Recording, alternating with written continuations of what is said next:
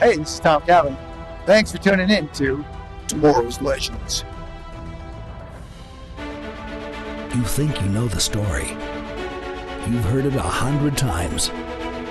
But this is not the tale that you know, for this part of the story has yet to be written.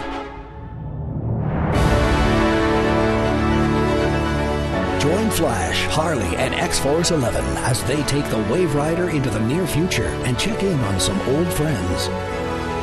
This is the new adventures of Superman and Lois, as chronicled by Tomorrow's Legends.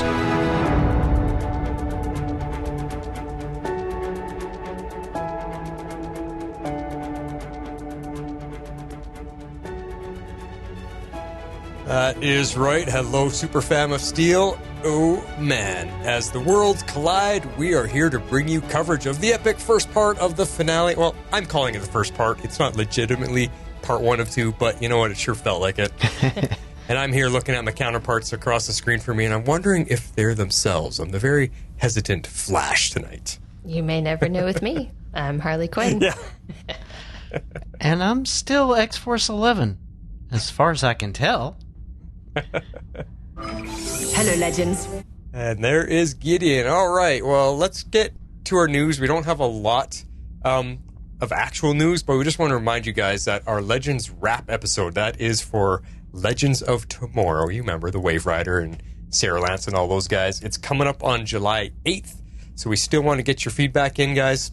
You have a little bit of time. We've had a few feedbacks trickle in, but we really, really want to, give Legends the due diligence it deserves and have a really, really nice wrap. If you guys listen to our Arrow Squad finale, we want to do the same kind of thing. So please get in your feedback of what Legends meant to you, what it meant to be part of this podcast with us as me and Harley started our careers and then had X-Force come join us to wrap it all up for the last few seasons. So, yeah, we just want to know all of that. And, just talk about the show because this is your last chance. As far as we know, right? There's been no hints of the show coming back, so it's very unlikely. Yeah.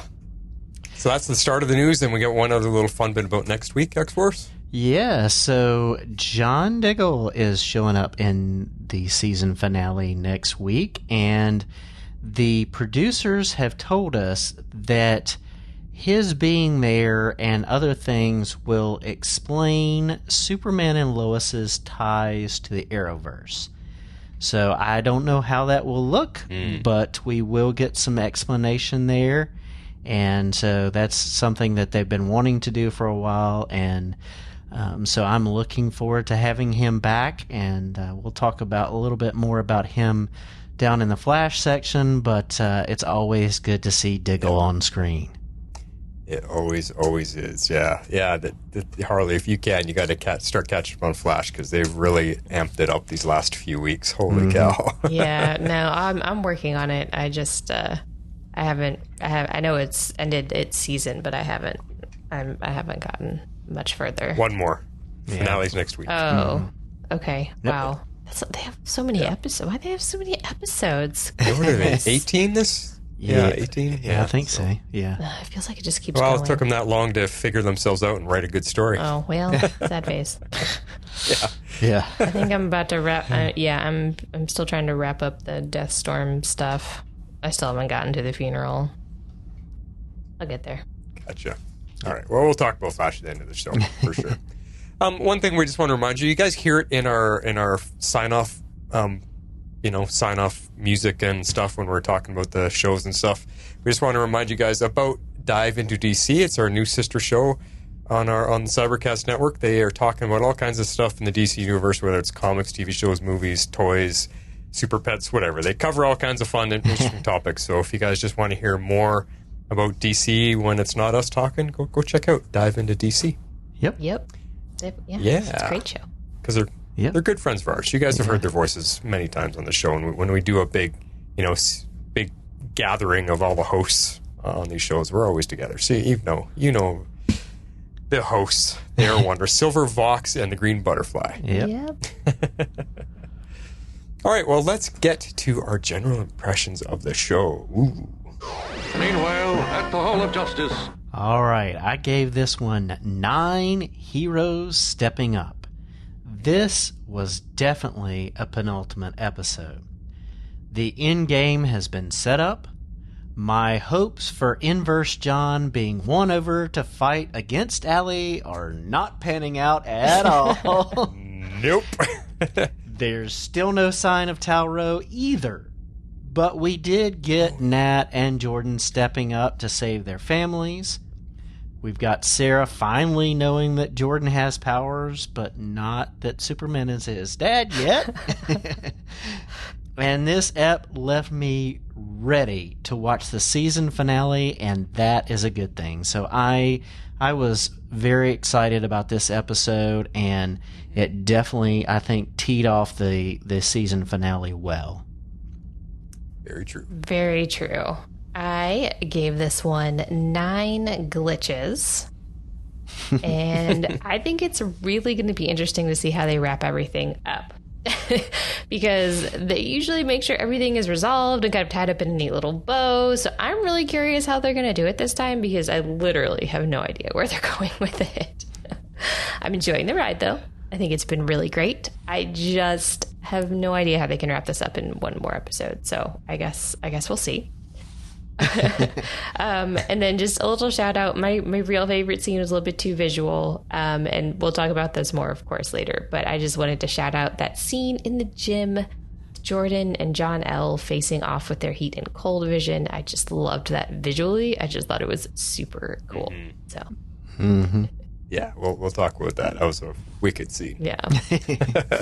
That whole sequence, yeah. Well, look at this, you two. It's been a while since I've been above you guys. I am sliding in at a 9.5. Worlds colliding. Well, there you have it. The best episode of the season so far. This one had everything. Intense action, intense drama, intense emotions, and that feeling that the good guys just aren't strong enough this time. Giving you that sinking feeling that we just might not get out of this. And you have what all the other CW superhero shows wish they had, and that is greatness. I know I haven't been fully on board with every episode this season, but the team behind this one, whether it's producers, writers, directors, I have no idea. They definitely knew what they were doing by bringing all of that together all season long. They really, really brought everything together in this amazing, epic second last episode. We've seen the hero lose their powers on other shows before. Flash, how many times? But Superman knew what to do with that plot idea, and it never felt campy. The reveal of Jordan's powers to Sarah was an epic moment, and it just felt like the best way they could have done that. The fight sequences were on point. I know you guys always wonder about what I think about the choreography. It was on point. It delivered every single blow with immense power and holy crapness. Well, that's a phrase. Nothing was cheesy at all about the fight sequences here. The finale is all set now to bring it home. My only little concern, as we know what Superman and Stargirl have done, is they, like you were kind of touching on there, Harley, is they're going to wrap it up too quickly and too easily, and then suddenly give us those last 5, 6, 7 minutes of the episode of pure CW drama instead. I just really hope they don't do that. I want the last episode to just be on edge, like as much tension as we had this one. Let's just keep going from that point. Don't slow down. We'll see. Agreed. Yeah. Like I said, I don't know. I don't know what they're going to do next week. So super curious.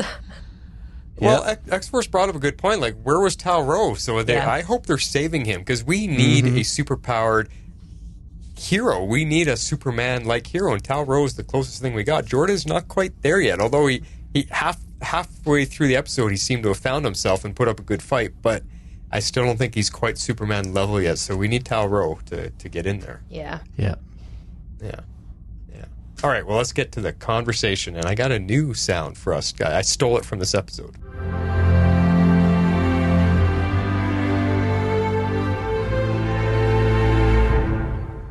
Because, the emotion just has to fit, right? It was very good, yes. Cool. What are we starting with? All right, so we've got the Cushings, Chrissy, and the town. So kind of looking at that aspect of it. And much props to Harley for taking and making this flow a little bit better. But everyone is on different sides telling the citizens of Smallville the truth. And Chrissy wants to go forward with a story. Lois wants to protect the people by maybe holding it back. Sam, has already got a cover story cooked up. So we got all that going on. And we get the Cushings meeting up at the diner. And so the original cover story is on the news. And Lana knows that nobody is buying it. Nobody's believing it. And so she gets the call from Chrissy, and they meet up at the office and kind of give her, the full scoop of what is actually going on. And I like the fact that they come to terms, these two, between Chrissy and Lois, and say, okay, Lana, you decide what, needs to be out there. So I'm glad that they kind of approached it that way and let her make that decision as mayor. Yeah, it was funny how those pieces kind of came together, because everyone, it starts at the Kent's house. They're all in the kitchen. What are we going to do? What are we going to do? And Sam was just adamant. It's like, we have a cover story. We can't let anyone know, or it's going to cause chaos. And Superman's like, we can't lie to them again. And, Lois is just sitting there thinking, but she ultimately is the one like, you know what? I've lied to people before, or I've held information back, and look at what it's done. This is the time that I can't do that again. And let's give Lana the choice to take care of this town, because she is the mayor now. And it was an interesting scene, because as Lois was saying that, Lana was kind of rolling her eyes at her, like, yeah, look at what you've held back for me. I was like, don't go there, please, Lana. Leave that alone. But then I also looked at Chrissy, the way Chrissy was watching Lois say that, and I was wondering if she was thinking, are you hiding something from me, Lois? Or was she feeling relieved that, hey, this is the Lois I want to work with. She's being straightforward about everything. Or maybe both. Yeah. Yeah.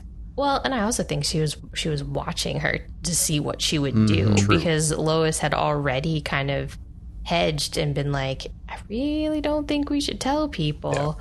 Yeah. But yeah, so I like that in the end they ultimately just put it in Lana's hands and let her make the decision that was best for the people. I think that's what I'm going to enjoy about going forward, about Lana knowing who Superman is. So yeah. It was neat too how Lana, she must have known that Chrissy doesn't know that secret, and she just kind of spoke about Superman as if it's just Superman. None of us know who he is. She kept that going there. Yeah, well, because she doesn't know who does and doesn't know. As far as she knows, Chrissy doesn't know, and as far as we know, Chrissy doesn't know. Yeah, I've speculated she's figured it out, but I don't know. We don't have any confirmation. Yeah, I don't think, I thought maybe she did last episode, but this episode I don't think so. Although when Lois was talking about the decisions she's made in her personal and professional life to keep things back, maybe that got through to Chrissy and she's thinking about stuff. But yeah, I was less sure that Chrissy knew this week than I was last week. So yeah, that's true. Yeah. So Lana is wrestling with this, and she calls in Kyle and bounces off her choices with him, and tell everybody and risk a panic or cover it up and end up hurting people. And I really, really enjoyed the great conversation that they had, and how he was honest about how he was covering up with the affair, and he knew it would get out, but yet he started to believe the lie, and how he encouraged her to tell the truth. I really thought they made some good headway while he was encouraging her to follow her gut and do what was right. So I really liked that scene between the two of them.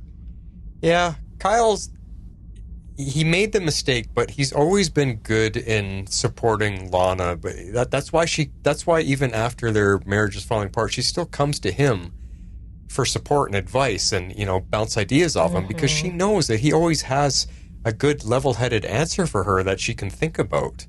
And the way that he relates, why he covered up the affair, and how he relates that to the situation she's in right now. I mean, that's what works for her. That's why because he's like, I don't know if I even helped. I got to go. And she goes, no, you did. You did help me a lot. And that leads to a few moments later when they're out on the sidewalk, and she's like, I got to go pick up Sarah.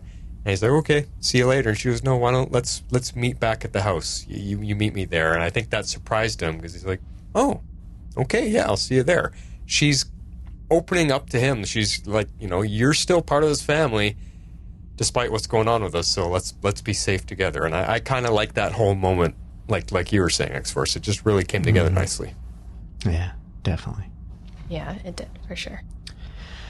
So Lana decides to call a town hall, and she's going to tell people the truth. And this was, I'm trying to put myself in the shoes of the people of the town, because I'm like, how are you not believing? Oh, well, because would you really believe, there's two worlds, and there's going to be doppelgangers, and then you've got the former mayor who's just in there stirring up everybody and leading the charge against it. And I'm like, okay, I can see why they're, disbelieving, even when they don't particularly believe the cover story that the DOD's putting out. This may seem like a bridge too far for them too. So yeah, no, I totally agree, because I thought it would be a pretty unbelievable story, although they've kind of witnessed some of it. So they were kind of with her for like a minute, and then she kind of goes down the rabbit hole, and they're like, what? This is literally insane. So I kind of did sympathize with them, because would you believe it if someone told you that? Especially in a world without Superman. So yeah, it would be pretty crazy. But this, I was both I don't know if I'm the right word to say, but I was disgusted with the fact that the former mayor is gonna take any opportunity he can to discredit Lana. Not that I am surprised, mind you, but I just was really, we're gonna do this now? But of course he is, because he needs to sow as many seeds of doubt as he can. Yeah. So I was just oh, cringy. I was like, this is super cringy, but I kind of appreciate how the whole scene ended up coming together, because he's trying to lead people to a certain spot, and then she ends up sort of getting rescued. But yeah. He needed a punch in the chops at that moment is what he needed. Oh, yeah. Yeah. And Kyle was that close. Yeah. Oh, I was so with him. I was like, yeah get him, Kyle. See, here's the thing. I was annoyed at the townspeople, because, yes, it's a pretty far-fetched story, but she's telling it very honestly and very sincerely. And look at the world they're in.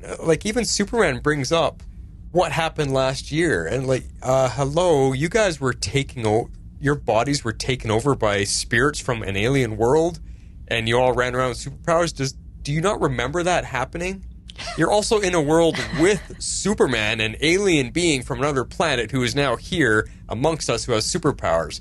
You've got enough stuff to have a plausible belief that what Lana is telling you is true. So the fact that they went way overboard in discrediting her and not believing that part bugged me, because I'm like, no, there's enough evidence for you guys to just shut up and listen and question her politely and not go off on her like that. That to me wasn't very cool.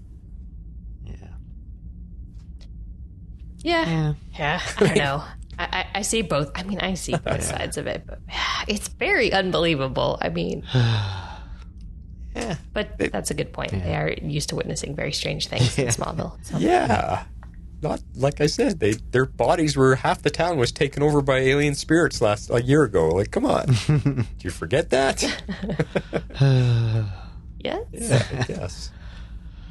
So after that meeting, Jordan is talking with Sarah in the hall, and they're kind of debriefing and saying, okay, that's you were having to keep that from me. And he was like, yeah, it was that and other stuff. And he's still holding back and letting her know that, he can't really tell her because of others. And that's when Mom walks in. And, it was like, okay, what's going to happen now? And that's when Inverse Lana shows up. And like Flash talked about at the beginning, glowing-eyed Jordan tells Sarah to run, so that the secret is out that he's got powers. Yes. Like, part of me, I still kind of wish Jordan was the one to actually be able to tell her about his powers, but I get why they ended up, like, why the writers, like, ended up making this choice from, like, a storytelling perspective. I mean, this is still, like, a really strong scene, and you can see, like, Sarah's confusion about the entire situation because it's, like, literally unfolding in front of her. So I feel like if he kind of came clean, it kind of would have been this maybe like weird, almost like confrontational dynamic. Whereas like here, he kind of like gets the opportunity to like showcase his powers and kind of like step up to like save her and her mom. So I don't know, like I don't know. I kind of go back and forth with like wanting him to have actually told her and then like how it actually unfolded. But like I said, I mean, I think it worked well, especially with the way that the story's been going. So I don't know. We'll talk about this next part more, but I thought it was very understandable that she was upset with Lana for withholding the truth. So. Oh man, I think it was perfect. It was epic. Like that, and it's because of Sarah's reaction. Like she wasn't mad at him at all. She was actually mad at her mom. She's like, I broke up with him because he wasn't being truthful with me, but now I know he can't. Like, she completely understands everything that has happened over the last couple months with why Jordan was being the way he was. She completely understands, and she's upset at Lana, and it makes perfect sense, and I loved all of it.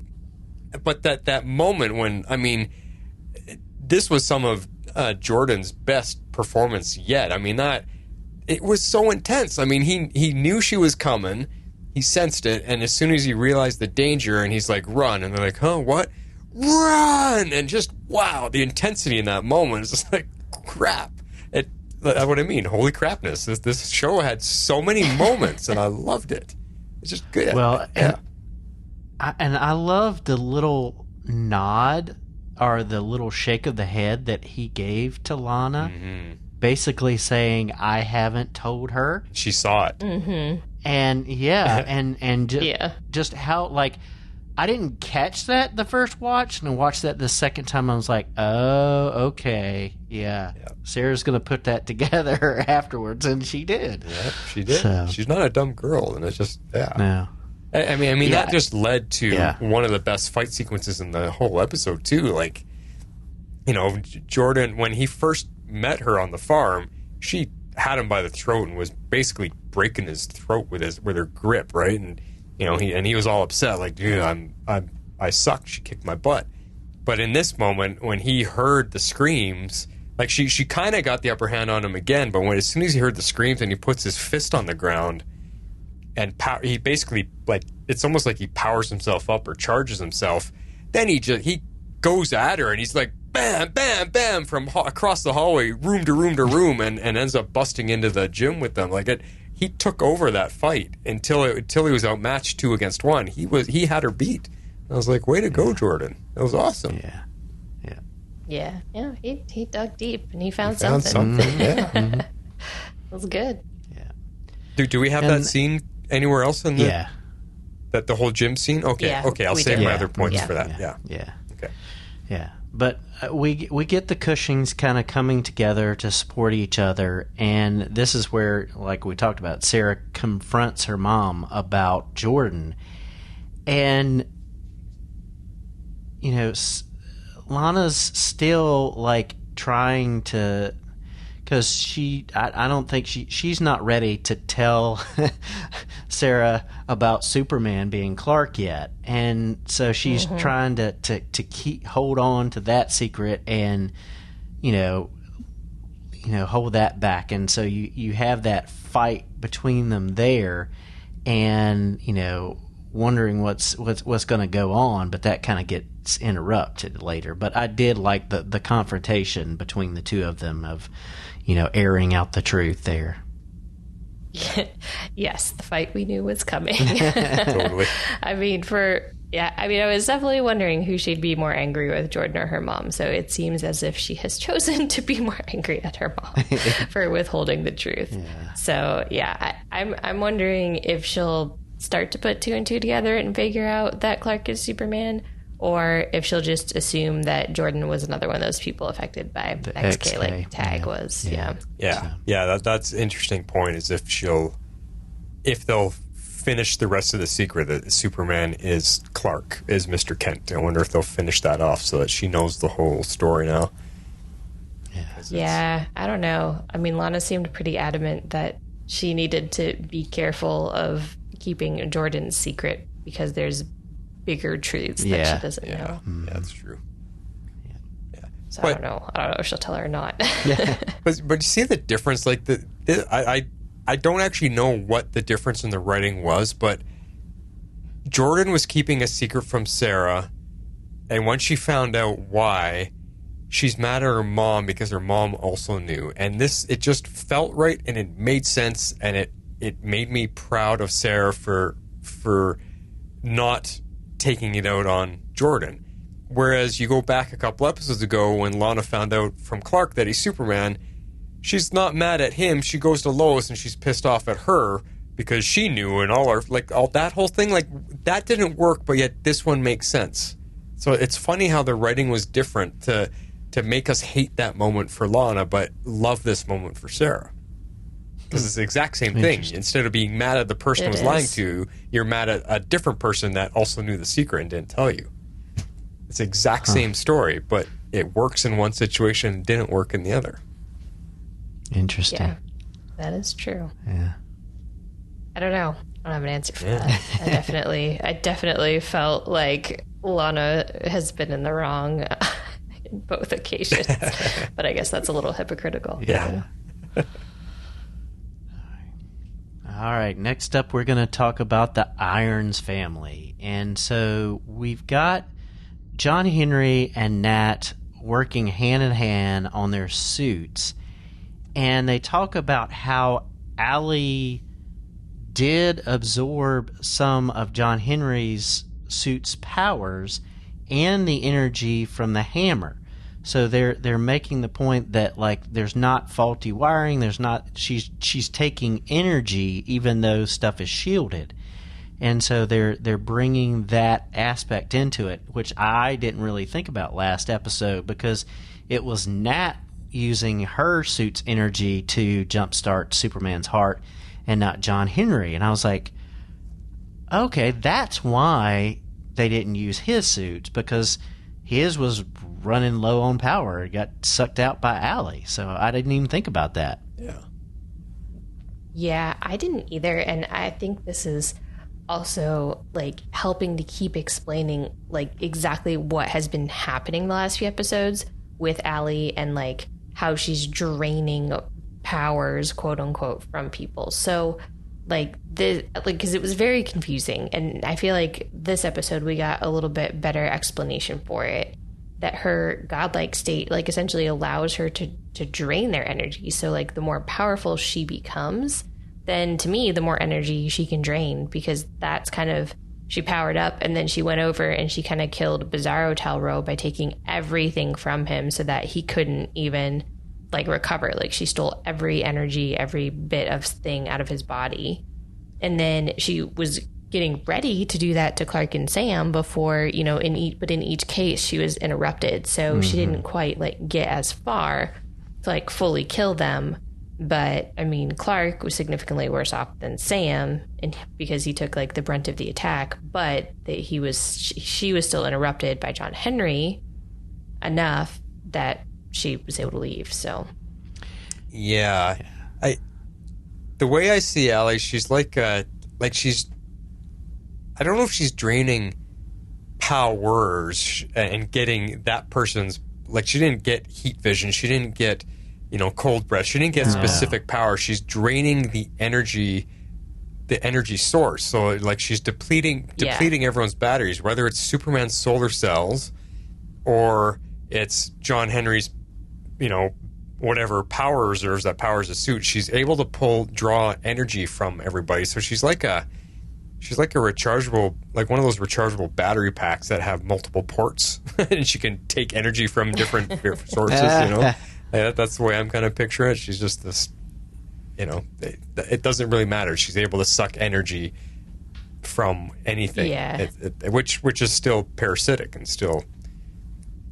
I think to her, energy is energy, and if you take enough energy out of your body, then you die. So, but the fact that John Henry said she absorbed the hammer, I mean, he powers the hammer up with kinetic energy, and he hit her with it. And if she was able to absorb all of that kinetic energy, because we know how hard that hammer hits, if she was able to take that energy, that supercharged her to help her do this thing that she's doing, drawing the planets together. It's like that. That was a lot. Yeah, and I think that the XK coating on Nat's and now John Henry's suits will help, but I think that it's not going to be the end all be all. It's a protection, but it's not going to be what's needed to win the battle. But it is interesting to see her just taking all these different energy forms and then using it. So right. Although I did have kind of a question, because after the episode last week, I didn't go back and rewatch it, but as I was kind of thinking back on it, like, does Allie have, I mean, this is before they coded his in XK, keep in mind, but did she have like any sort of weakness to their suits? Because it feels like they kind of drove her off before she killed Clark, but like, why would she leave if she's like this powerful? Did she realize she finally had enough energy, so she just went to accomplish her mission instead of fighting? Like, what, do you guys have like a better take on that? Because it was kind of bothering me a little bit. I didn't have a good explanation for why she just why she didn't kill Superman right there and then. Why? Yeah, all of them. Yeah, why didn't she take all of the energy from all the people? Like, why? Yeah, I think she may have a sense that Nat's suit, she would have to fight against that, and fighting against that and the others is going to take energy away that she needs on the merger. Because I mean, it's not like she's merged worlds before, and she knows, it's like, okay, I'm gonna not fight in this battle so I can win the war. So basically, by merging the planets, so that was my thinking. Yeah, I think draining Superman as much as she did gave her enough power, because when she leaves, she kind of had a smirk on her face, like, haha, I'm good, and she takes off. And I think she, maybe in her mind, she realized Superman's dead, Sam's almost dying, that they're going to be occupied with that, and she doesn't have to worry about him anymore. I just feel like she got it. She got what she needed, and off she went to do, like you said. Yet, like, no one could stop her. Yeah, she's like, nobody can stop me now. I'm going. Yeah. Okay. But yeah, I don't think we have it anywhere else in the notes. I just want to bring up that, because we talked about, I brought up Superman's cells here, and I like how they explained it. They really put a perfect description on what it is she exactly did to him, and she drained, like Lois was explaining it in the hospital and explained to Sam, like she drained all of the solar energy out of Superman's cells, which I thought was really cool. I was like, oh, okay, so that's why he's just depleted. Like, because we were talking about, was he a drained battery? What happened? Did she drain his powers? No, she just completely depleted his cells, because he has to absorb yellow sunlight to power them up, and that's where he gets his strength from. She completely depleted that, so he had nothing left, and that's why he's, in such a low state of fighting. I thought that was just cool. Like, okay, that's what they did. She took the energy out of his charged cells. Very cool. Yeah, it was. All right, so we get Steel Squared headed into space to check out the cube sun. And they say that it's weaker than ours, but it is growing in strength. And by their calculations, there are 12 hours left before the merger. So it was nice to get to see them working together, the two irons out in space and doing the science stuff and getting us insight there. And so I thought it was a nice way of kind of getting a time frame and having somebody to kind of give us, a real explanation of how we know the time frame that we're dealing with. Yeah, and I got two things I want to bring up. I want to get your guys' thoughts on, and they're not nitpicks, but they're hand-wavy things that I after watching it a couple times, like, why? Okay, they didn't explain this part. Number one is the square sun just suddenly showing up. Like, would they not have seen it coming from a long way away? It's really, really small, and it just slowly starts growing, because all of a sudden it just was there, and it was already big. John Henry said something about, sorry, Natalie said something about it's phasing through. That's why it's weak. It's phasing through. So maybe it passed through, like it just, as it was partially phased through, that's when it first appeared. It just didn't make sense to me why it was already so big. I thought it's like a meteor coming from outer space. We see it coming from a long way away. Why wouldn't they see the sun coming from a long way away? And it just grows in size. It just poof, there it is. Yeah. Yeah. It's not like it was coming from a distance. It was coming through to this reality. Yeah. So it wasn't like it was on the other side of the solar system coming this way. It was in the position where it always is in its Earth, but then it's come through the dimension to our Earth. Yeah. So it's not like it was coming distance-wise, it was coming through reality-wise. Okay. So that's so it was already close enough, and it just, once it started to phase in, then there it was. It just revealed itself. Yeah. Okay.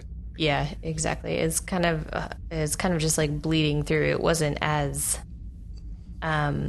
like instant as some of these like glitches that we start to see, but that's kind of why it just like appears, but then why it's like faint at first, but it's continuing to grow because the dimensions are coming closer and closer, which means that everything in them is overlapping like more and more.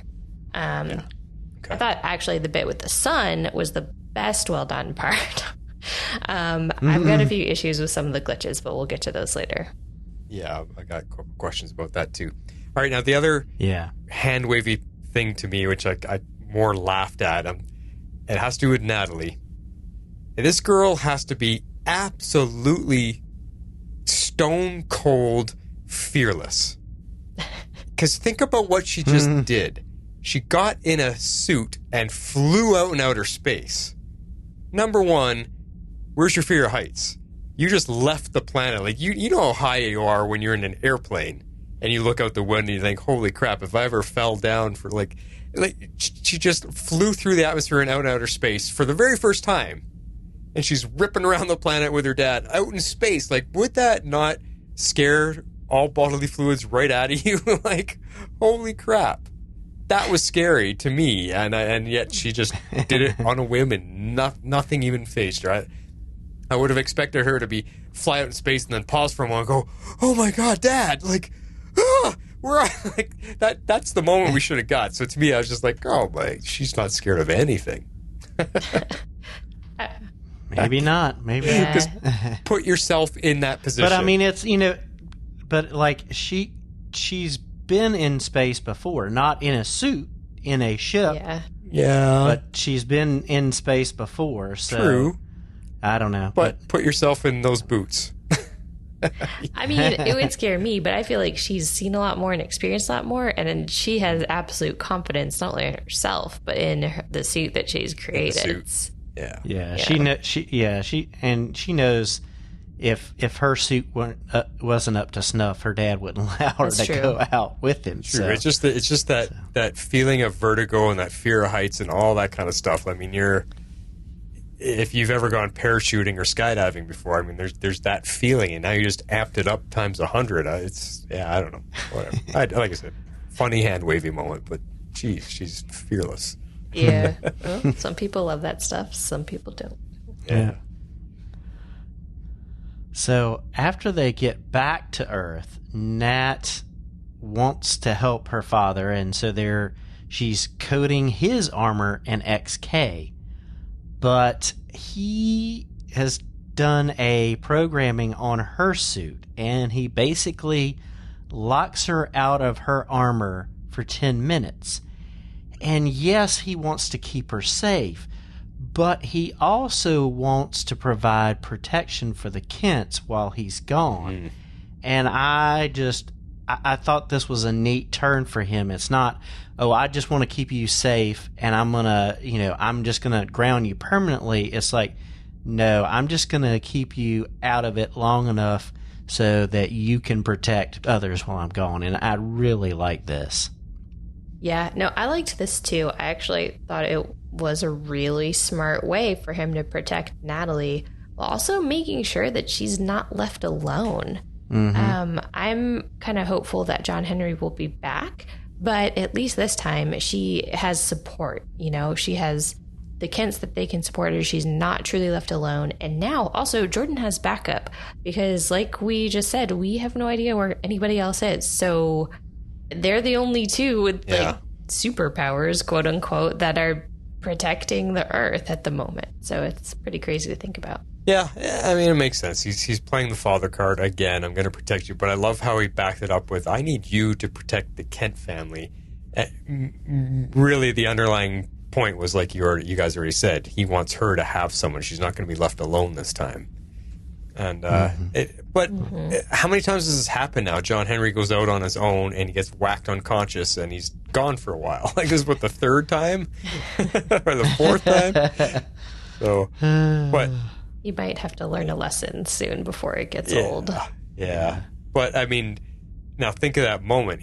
Allie hits him with something extremely hard, whatever she blasted, like hand blast, whatever that was. He's still flying away in the nothing zone. Like, where's he going? And is he ever going to find his way back? Because if she completes her little... If you think about it, what happens if she completes the merge and the planets are one, there's no longer going to be this in-between space. Right? So what happens to that and what happens to him while he's in it? He ends up in Stargirl's universe? I don't know. I'm just trying to think of the science of all of that. Like that there's this in between space because there's the two worlds, but once they're together, there won't be this zone between them anymore. But where's he going? I mean, he's still spinning head over heels, flying out into nowhere. Like, that's a little scary for him. Yeah. I mean, but she's in that space too. So I would assume that anything in that space is going to be in the merged world. So, I don't know. But I don't know. It'd be interesting to see how they explain that one for sure. It's freaky. I don't know how they're going to beat Allie because he had that super powered up missile and it didn't even phase her.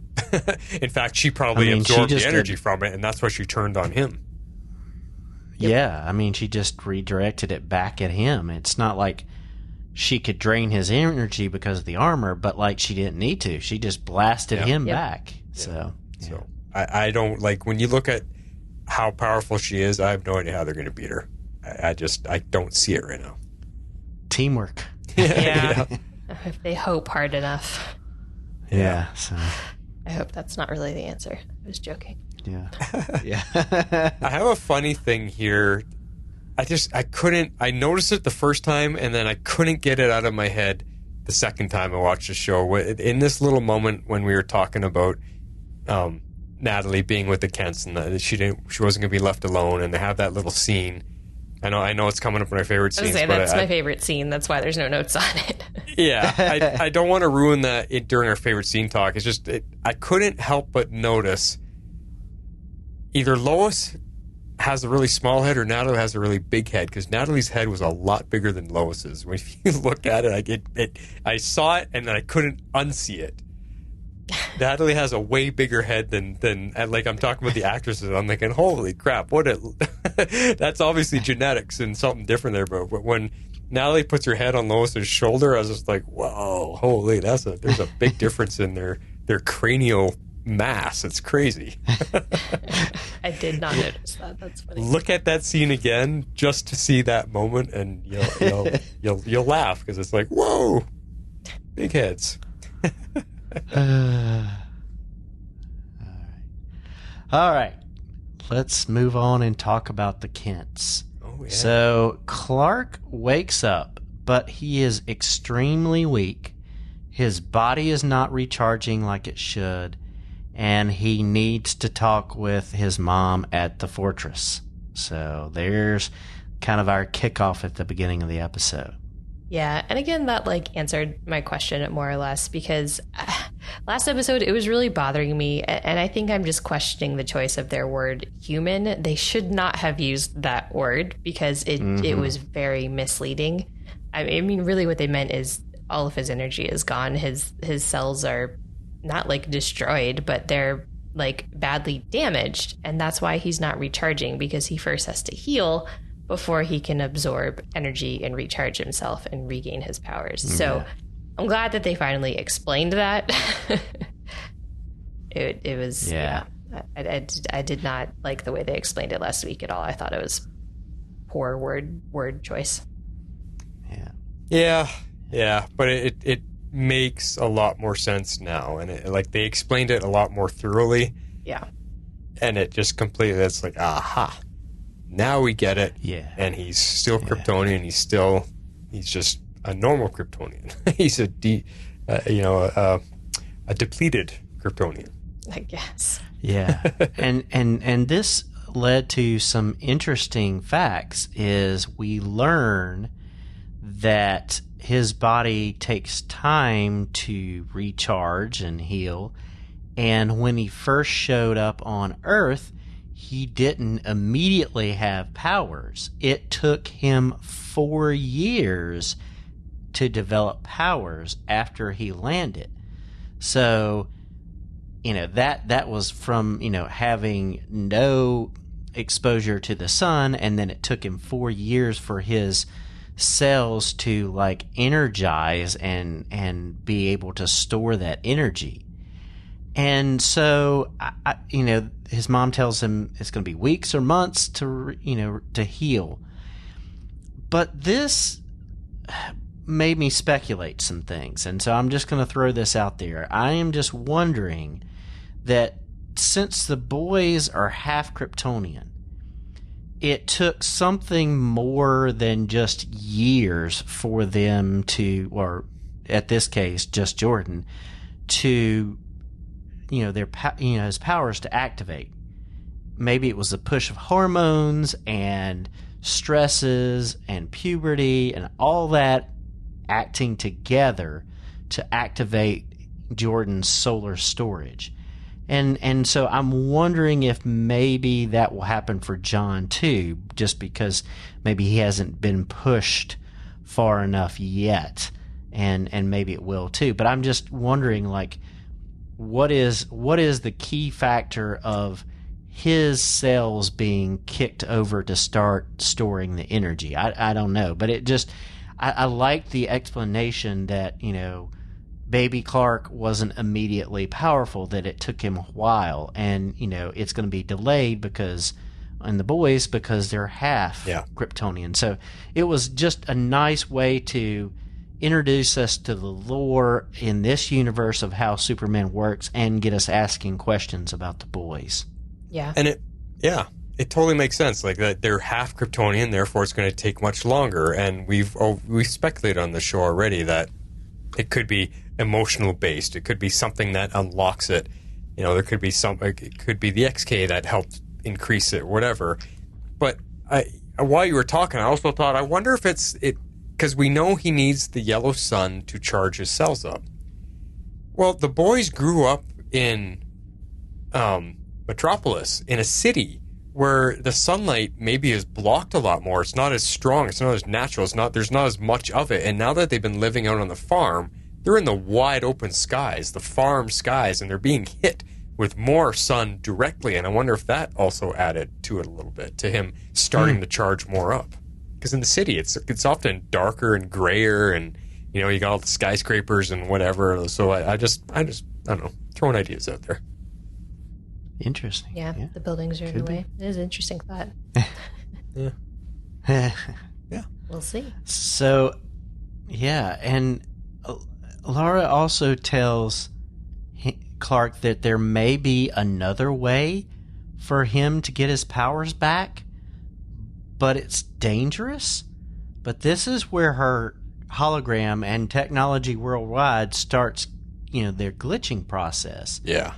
So we don't actually get to hear what it is that would enable him to get his powers back more quickly. I tried to listen to that a few times to see if I could pick out word for word and piece it together, but all you get out of it is it could kill you. Yeah. Is really all she says. And there was no hint at all about what it could be. So I don't know, theorizing on that, what could be another way to get his power? I mean, we all speculated, get Talrota, fly him right to the sun, let him supercharge a mile from the sun. Why wouldn't that work? If he has no powers at the moment, he would die. Yeah. The minute he goes into space. So yeah, that's their loophole, right? Yeah. So I don't know. I do think it still has something to do with Talro, but maybe like one sacrificing for the other kind of thing. That's interesting. That's my current theory. But as far as like the glitching goes, this is kind of where I had some questions, and it bothered me a little bit. I'm just going to talk kind of like about some of the glitching here. We're going to talk about like all of the things in the last section with Allie, but like I liked the glitching because I thought it was fun. But it's a very confusing touch because it doesn't like it. The way that they explain things is that it's supposed to be merging together. But anyways, we'll get to that point in a minute. I like how they carried the glitching through the whole episode, just because it was like a little bit of a nod to what was going on, because we didn't always understand at first like what was going on. But I don't understand why the glitching is occurring and why things are changing and not merging. Well, I think the first part that makes it confusing because the glitching was very digital. True. And this is organic life, and they're using a digital idea as if a new TV channel is trying to cut in on our TV channel. Like it didn't feel alive and realistic. So that's the first part for me that was like, yeah, this feels weird. But then to me, if the two worlds are colliding or merging, why was it that the square Earth was taking everything over? Like there was exactly like their house turned, like everything from the square Earth was taking over our stuff. That didn't make sense. So does that mean on the square Earth is everything for them turning into our Earth stuff? Because that's the only way that would even it out and make me feel okay with it. Because at this point, it shouldn't have been all one-sided. And that's where I was kind of... Like, I'm with you. It was it was cool. Like, it's showing us. But I think they could have organically found a better way to show that they're merging instead of this digital effect. Because that took me out of it a bit. Yeah. Yeah, I don't know. I mean, it's bleed over, and it's like it doesn't know how, like, it's not a direct merge, a one-for-one merge, so it's more glitchy. But yeah, I don't know. Yeah, it was kind of confusing. Mm-hmm. Yeah, it was. Yeah. So after they get back from the fortress, they debrief, and the boys, of course, are upset. And Jordan hears Inverse Lana coming, moves his brother in the house, saves Clark from getting crushed, directly crushed, and then we have this fight where Lana and Jordan are fighting. But again, like we talked about earlier, he's no match for her, and it only is because Steel Squared comes in and saves the day that they're able to scare her off. Yeah. And so this was good. I really liked it. Yeah. So like one of the things for me, you can definitely see Jordan like really struggling this episode, just with the knowledge that he's the only one who can protect his family. Right. And I think he does a pretty good job. I mean, like we've noted, for someone who's only half Kryptonian, and he's really only half trained.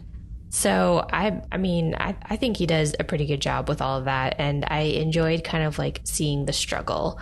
Although I am very ready for him to be a bit more confident in his abilities and like definitely better trained, because like I appreciate why they're not making him this all-star overnight. It's not really believable, but sometimes the actor kind of overacts and oversells some of the I'm getting my butt kicked a bit for my taste. So. Yeah, he was better. He's better than he's been. So you could see the improvement in him in his fighting. Where I thought he was a little quote unquote glitchy himself was in the gym fight scene when he was getting tag teamed. He wasn't acting being hit in a way that I thought was realistic. It looked a little bit off. But I think when he did find his confidence in the hallway there and got into his fight, I mean that whole sequence, that Jordan really found his way, and I think the actor was getting more confident in his abilities to show that he can fight. So there's a struggle with the character and there's a struggle with the actor, and I think together they're kind of growing at the same time. Yeah, they are. No, I definitely appreciate the growth, and I appreciate it not being rushed. It just is sometimes I feel like he overacts the I'm getting my butt kicked, and it. Yeah, I thought of something on our last point, guys. The glitching stuff. When we see everything changing, we're at the Cushing's house, and everything is changing for them. And Kyle was in the garage, and then once the glitching stopped, he disappeared. What happened to him? That's in our Did he last glitch section. out? Is it? It is. Yeah. Okay. I brought it up a little prematurely. I should have just deleted my note. Okay. But yeah, well, because we already talked about the Cushing, so I was okay. Yeah, it's all in the last section because we're just going to talk about Allie and the merging worlds in the last. Well, bit. I presented the question, so we'll get to it. Because I had the same question. So let's finish this out and then we can tackle that. Yeah. So we've been talking about it all episode, but the epic town hall, aka, the high school gym battle, and this was a lot of fun. And I think Jordan is best when he is fighting when he is not in his head as much. Yeah. I think when, like Flash has talked about, when he hears his dad getting beat up and he knows he's got to protect Lana and Sarah, when things are going that way, he gets out of his head and trusts his instincts and his training and his powers more, and he has that confidence, and he's going into those fights because he knows everything's on the line.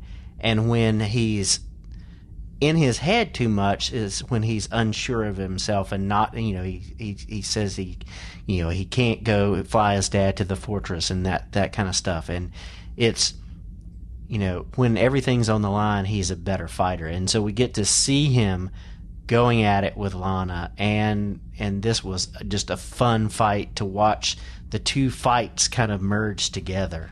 Yeah. No, I love this. I thought it was really, really well done.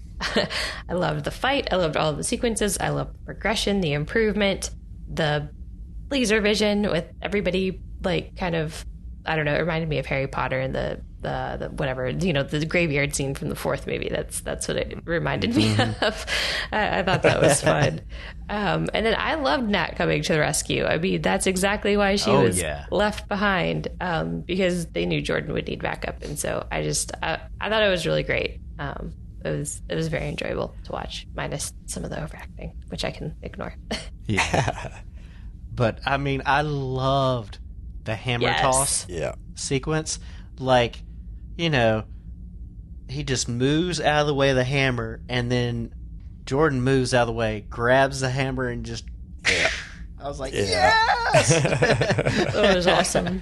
Well, if you watch that scene closely, she throws the hammer, and when Jordan grabs it, he doesn't stop. He grabs it and uses its momentum to swing around and take John out with so it was one complete smooth move, which is just amazing that he would think to do something like that. But he used the momentum of the hammer and swung it around, which gave it, it just amplified its hitting power and takes her out. And just why? It was amazing. But I want to go backwards a little bit in that scene, because when Jordan is in the hallway with Inverse Lana there, they're in a pretty good fight, and he can hear the screams coming from the gym. Because you see him pause for a moment, you hear the and he looks to the side, where's that coming from? And that's when he grabs Lana and he starts going bang, bang, bang across the hall and smashes into the gym. So I have a feeling he actually intended for the fight to be taken into the gym so he could get in there with her and either save them or whatever. Because he continues from that fight as he lands on top of her and she goes to fire up her freezing eyes. He directs her eyes at Jonathan to hit her. Like he somehow he just was acting on instinct. And so, like, that kind of ties into what you were saying. Without him being in his head, without him thinking, he was figuring out what to do in a fight, very, very Jason Bourne style, using what's at his, what's in front of him to his advantage. And I loved it. Like, it just really, really came together well. And when Natalie first arrives, I mean, she hits John and knocks him to the ground, and then she swings and just hits him on the back of the head while he's already down. I was like, wow, there's a finishing blow. Yeah. Holy. Mortal Kombat, here we are. I know. I was almost surprised to see them being taken out intact on stretchers. Oh.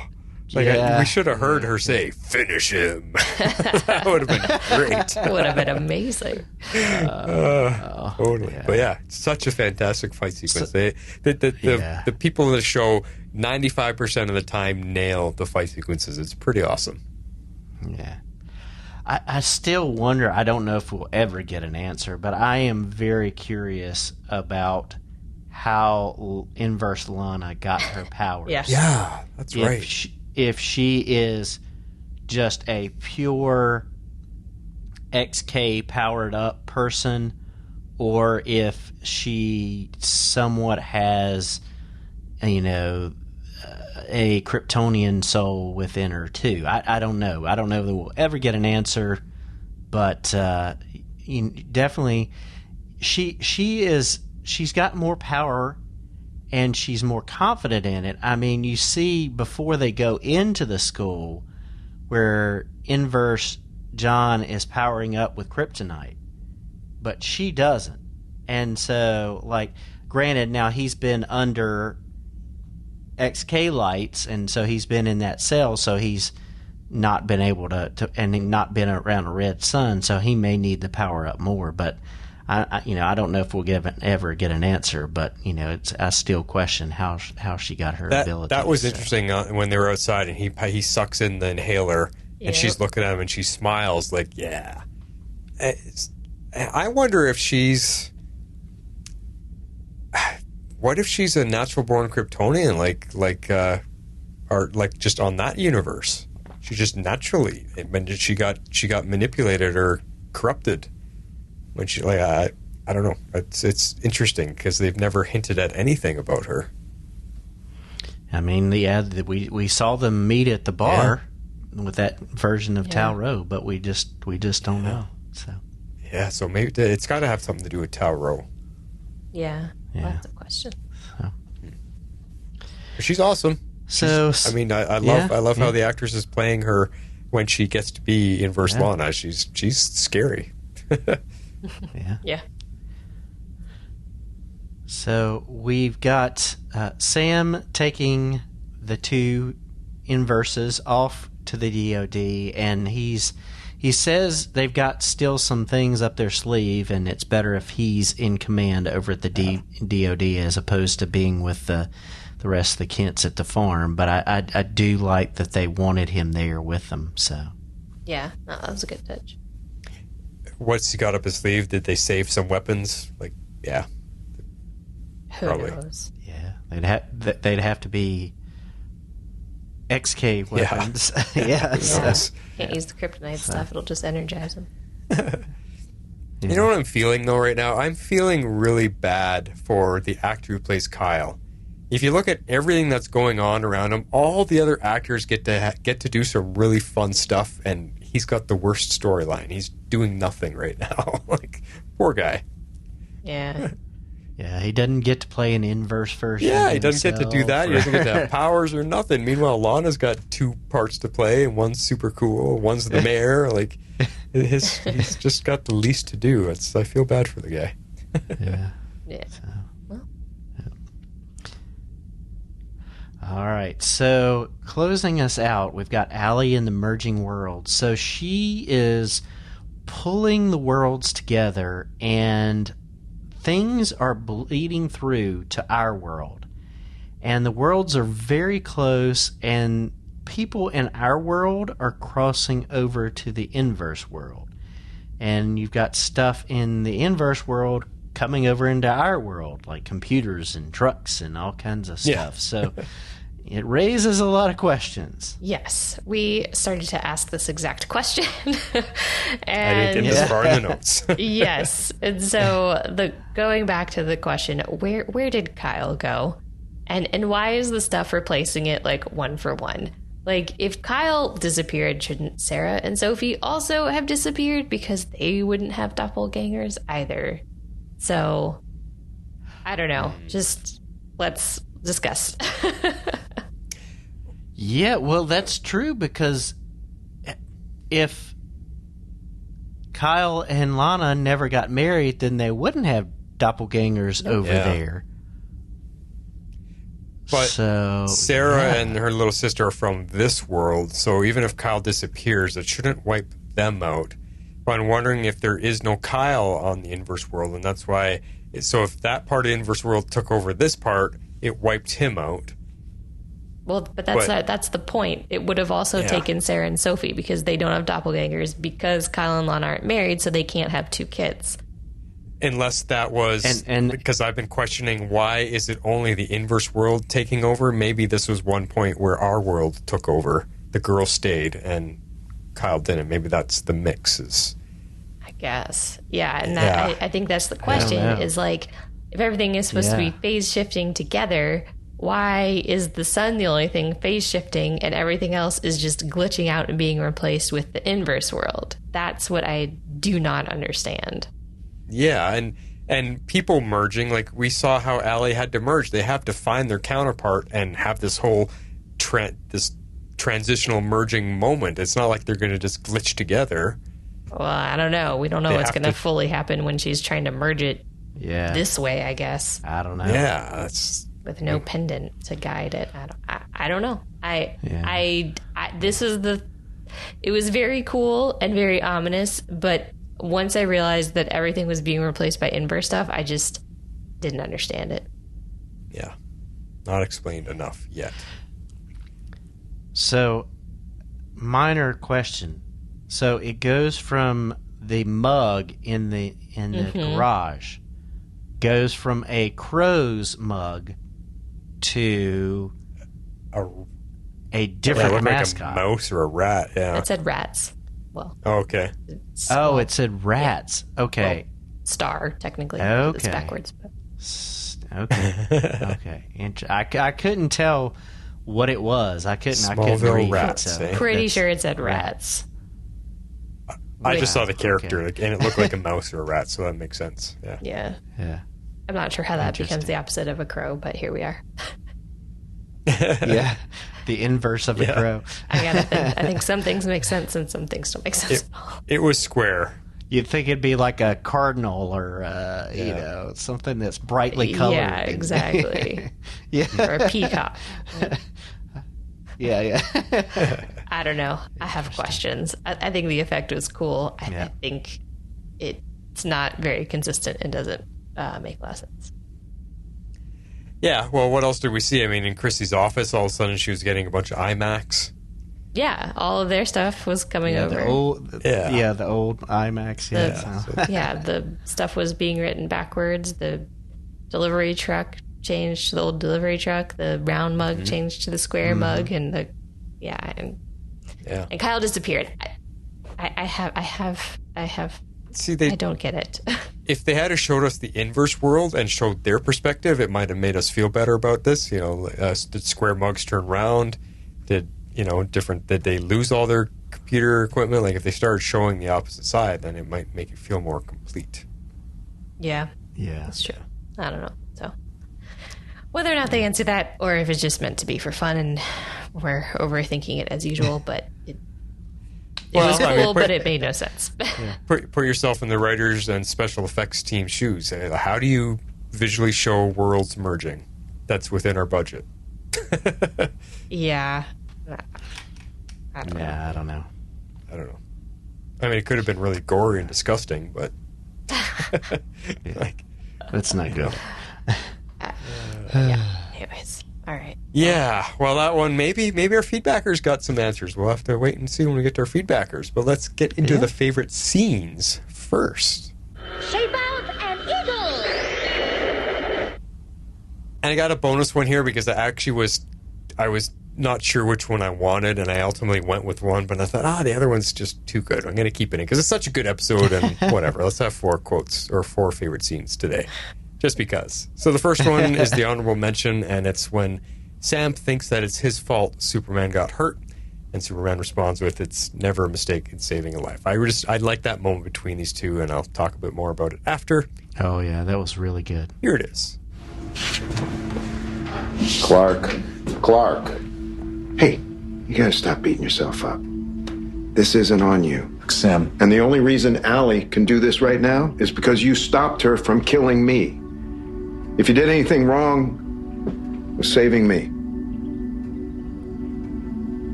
Saving a life is never a mistake, Sam. Especially yours. We'll be outside.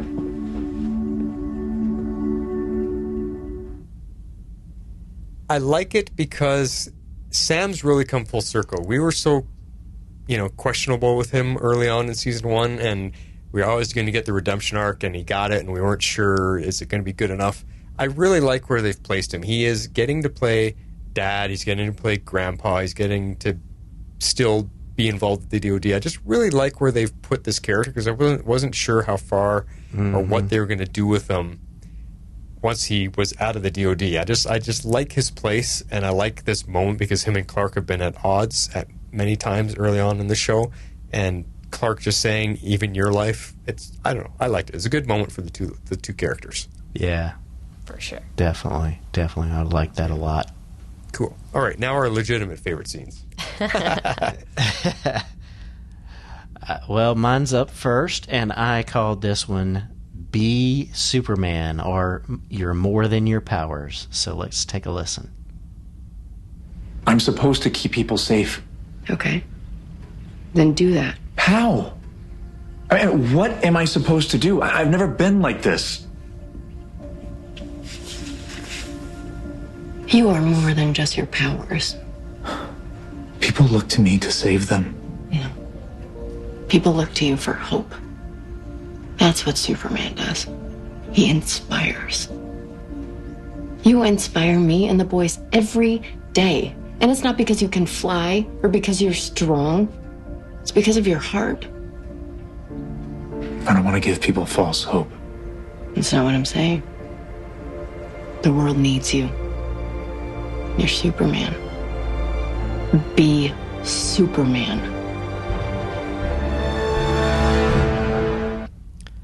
Yeah, Lois is there to remind Clark that he's more than his power, and I love this. We've seen Clark really help and encourage Lois, and now we get to see it the other way around, and just bringing back, that his symbol means hope, and so I just really appreciate that moment between the two of them. I would have picked this scene if you hadn't.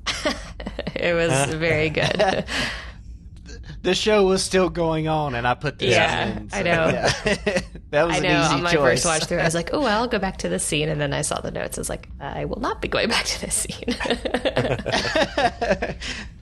No, it's cool. I mean, what I like about it, I think, for me, is again Tyler Hoechlin. He is fast becoming one of my favorite male actors. He's up there now in the top 5 for sure. His portrayal of both Superman and Clark Kent is the best we've ever seen of both, I think. He's just really, really becoming my kind of Superman. But in this moment, this is a position we've never seen this character before, is down and out and broken and scared and worried, and concerned. Like, the world looks to me to save them, and I can't. I don't know how to handle this. I'm panicking. I've never been here before. What do I do, Lois? And he's reaching out to her for answers, and she provides it. It's such a powerful moment because it's giving us what the show has been doing all along for 2 seasons now. It's just giving us things about Superman we've never seen before, and that's what makes him so. Mm-hmm. We're attached to this character so strongly because we're getting new stuff. It's not the same old Superman, and I love it. And it also knocks Superman down a couple pegs from being this indomitable, undefeatable, superpowered being that nothing can touch. It shows us that there is ways to get to him. There is ways to beat him, and he is not this massively overpowered superhero, which he has been for like 50 plus years. And I just love that this show is giving us a much more humanized and realistic possibility of what Superman could be. I love it. It's great. Right, and we get to see the character of who he is and how that is driving his powers and what makes him different than others. It's his belief in people and his desire to help and who he is, that it's the lens through which he uses his abilities, and that's what makes him who he is, and it's what shapes him. And who he is doesn't go away when his powers aren't there. He just has to use that abilities and that drive in different ways, and Lois sees through that and is helping him see through that, and I just love it. And I love where your scene leads, because it kind of is the lead up to what my favorite scene ended up being. This little talk kind of directly is my scene is the result of yours. So here's mine, called Superman Brings Hope. Our mayor doesn't have any real answers. Just the frightened talk of someone who's in way over her head. You better stop right there, George. Why? So I can listen to more garbage about worlds melding and scary doppelgangers knocking at my door? No, I think we've heard enough. We need answers from someone we can trust. Maybe I can help with that.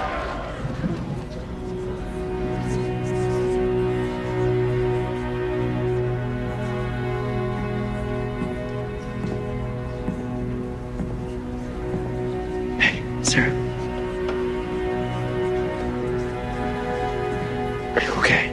I don't know. It's all kind of crazy. I mean, that's Superman. Our moms have been investigating this for weeks. Wait, so you knew about this? Mayor Lang. I hope by now you all know me as a friend. It's as a friend that I've come here to assure you that your mayor is telling you the truth about everything. And that does not mean that all is lost. I saw what this town was capable of last year. The way you all protected each other. And I know you can do it again. That starts by listening to your leader.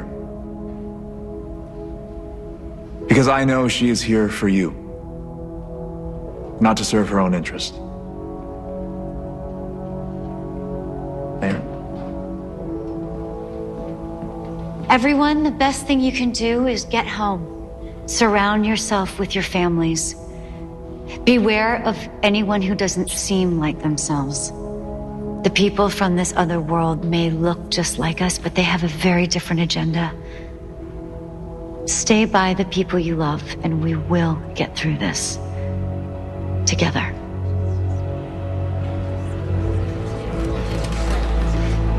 Thank you. Welcome. It's a cool moment because now that she knows her best friend in life is Superman, and he is there to support her, looking like Superman, but she knows it's Clark that's there to support her, and I love that moment for the two of them. Yeah, it was a really great scene. I really liked this one too. This is good. You guys got the two best scenes for sure. Yeah. So what one did you end up with then? I end up with what I am calling found family. That's twice you've saved my life now.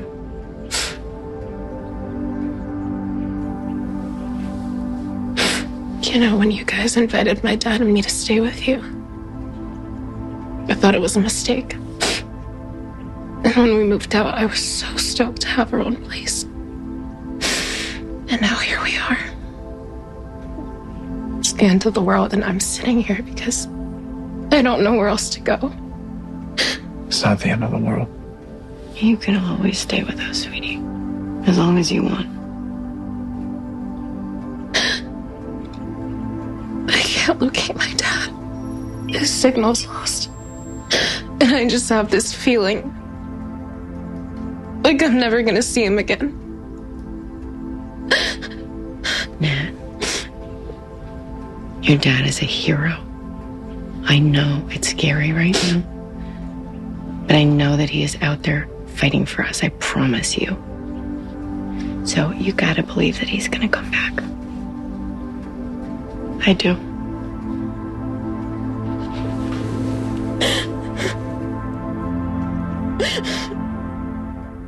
It was a good scene. It was very emotional, a little bit sad, but I do like that, you know, she's not by herself. She's not alone. And that, you know, John Henry's instincts were spot on. He knew she'd step up and save everybody, and he knew she'd go back and get the support she needed. So, yeah. It's a good moment for them, and because it was really awkward in the beginning with all of that, but this really ties it all together nicely, and she's finally opened up to everything. And yeah, I mean, the fact that she fell onto Lois's shoulder there and was crying, that just means she's fully accepting the situation, and it's as close to family she's going to have right now. That's good. Yep. Yeah, definitely. Liked it a lot. Good stuff this episode. There wasn't really much to dislike from start to finish. It's a good episode. That's true. All the way around. Yep. So let's remind everybody about Patreon. If you'd like to support our podcast, you can do so at our Patreon page at www.patreon.com/tomorrowslegends.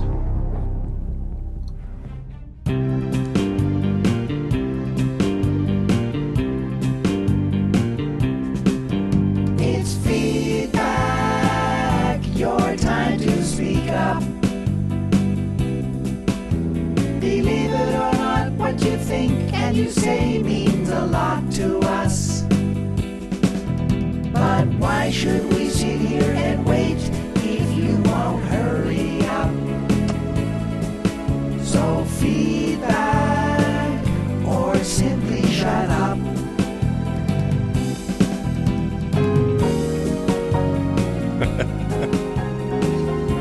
Yes. All right. Well, this first feedbacker is someone we don't want ever to shut up. It's someone we haven't heard from in a long time, Harley, and I gave this one to you because I know you know her and it's been a while. Yeah, I'm sure you'd like to read her email. It has been a while. So this is our email from Christy Mitchell. Hey guys, I always get a little worried when these shows do an episode where the main hero loses powers, the Flash, haha. But this episode was handled much better. Yes, we get worried too, don't worry. Word for word, almost what I said. I know. It was so strange to see Clark limping around and not able to offer much physically, but he didn't feel sidelined at all, especially with his Superman assist at the town hall meeting. I have so enjoyed seeing Jordan gain more control of his powers these last few episodes. Seeing all that work culminate with the fight against Bizarro Jonathan and Lana and the team up with Natalie was a 10 out of 10 incredible action sequence. Mm-hmm. I'd like to think that both Clark and Sam's training helped, despite Clark's teasing last episode. I was extremely irritated with Lana last episode. Her being mad at Lois made zero sense to me, but I was so happy to see her mostly redeem herself this episode. I thought it was a good decision to tell the truth to her constituents, even if they didn't want to believe it at first. I was curious why they were so skeptical considering the events of last season. She's right on track with Flash. Oh, is it just me, or did it seem like our Earth got the worst of it with the merging of the two Earths? Look at the disaster that was the Kent kitchen, backwards words, square mugs, or how everything changed in the newspaper room. Seems unfairly weighted to me. Okay, we're not the only ones that noticed. Yeah. Yeah, it was confusing. It didn't make sense. Agree. Lastly, they better not kill off John Henry Irons. Christy. Nope. I don't think that they will. I have faith that he will return. But yeah, he's one of my favorites too. So yeah, he had some good stuff in this episode too, though. Like another one of my favorite scenes was the moment when Clark goes to see him, and Henry is like, "Oh, you're okay. Like, hey, come on in." And Clark has to say, "I need your help." And I've mentioned it before. They're bonding as buddies. Because he fist bumps him and everything, and I love that Clark has a buddy because. We don't see him have buddies at all. We saw him in high school have friends, but in his adult stage, we've never seen Clark have a buddy. So it's cool. True. Thanks, Christy. It's so awesome to hear from you again, back from the Aero Squad days. That's how far back Christy goes with us. Yeah. Yeah. Next up is, we got a trio of voicemails in a row. So the first one is Dad L. Hello, Superfam. Dad L back with my thoughts on this penultimate episode of Season 2 for Superman and Lois. First, my favorite part was that fight with Jordan and Natalie team up. That was awesome. Jordan grabbing the hammer that initially missed Jon-El, swinging it back around to take him out. That was great. The fight itself between Jordan and Jon-El I thought was great. I like the heat versus cold vision. I like the idea of brothers, but not so much brothers, fighting it out. I thought the whole sequence was well executed and well done. One other thought that I had that I really liked, Lois and Chrissy united in the truth. Unlike, I think at the end of Season 1, Lois still had to have a cover story, but now she's telling Chrissy she knows everything, and they both go to Lana, and they're open and honest about it. So I think that shows some real growth in the show, growth in the characters, and I really enjoyed seeing that. One other thing, last week I mentioned Allie about the villain. She's not really doing much for me. She's not really fleshed out. I've kind of come to terms with that, and I think it even may be intentional that having to follow Tal-Rho from last season would be incredibly hard. So I think they've really turned the focus on our main characters, and we've gotten really very little backstory for Allie. We don't know much about the pennant, although that's already been destroyed, or our family's history with the Bizarro world. I almost feel like we've missed an episode in the middle part of the season that would have given her backstory. But anyway, I'm enjoying the season overall. One thing I wanted to follow up on was my nitpick from last week. I said, why don't they give Superman some solar lamps? Well, I'm glad they explained that this week, that his cells were so damaged that they had to heal before he could even begin to store the solar energy. So props to the writers on that one. And I forgot to mention this, one of my other favorite parts was Clark being a symbol of hope despite not having the powers. And coming into that moment at the town hall, and that was a stand-up and cheer moment for me. That is the essence of Superman, his ability to inspire. And that was really a great scene that really shows what the character is all about. Although one minor nitpick for this week, I wish sometimes Clark would give that suit just a little bit of a scrub. Can you imagine him walking in with a gleaming, shining, bright red S symbol? And that would have been awesome. But I know that suit gets put through the ringer, so I'll let it pass on that. But looking forward to the podcast. My rating for this episode is 9 superhero suit dry cleaners. Dad L, last father of Krypton. Nice. He brings up a point that I actually meant to bring up during the show, so thanks, Dad L, and that's the hot and cold vision. It's Jordan versus Jonathan, essentially. It's Bizarro Jonathan, but it's the scene that we thought we might get. We speculated all along. Will we ever get a brothers? Will one of them go bad? Will one be good? Will they fight each other?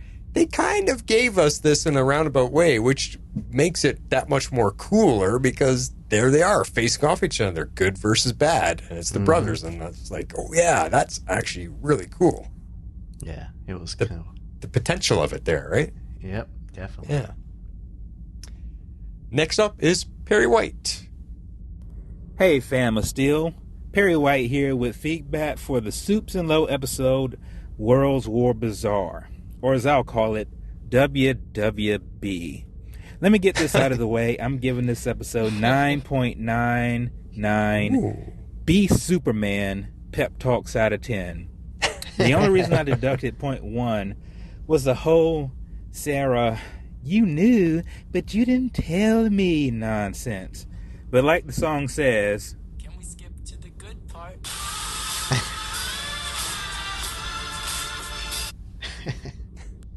I want to talk about the theme of power in this episode. And I think that's important since Clark didn't have any, right? But I want to talk about how Lois empowers those that she loves in this episode. The first time was in the living room scene with Clark when she tells him essentially to buck up and quote-unquote be Superman. I still get chills thinking about it. With a partner like that in your life, there isn't anything you can't do. And that's true for Superman as well. And if it hasn't already been said, Lois is the alpha relationship of the Arrowverse. Sorry, Elicity and Avalanche. The second thing that I wanted to talk about regarding power was the Chrissy and Lois scene with Lana. It was just fantastic to see all the women together working it out.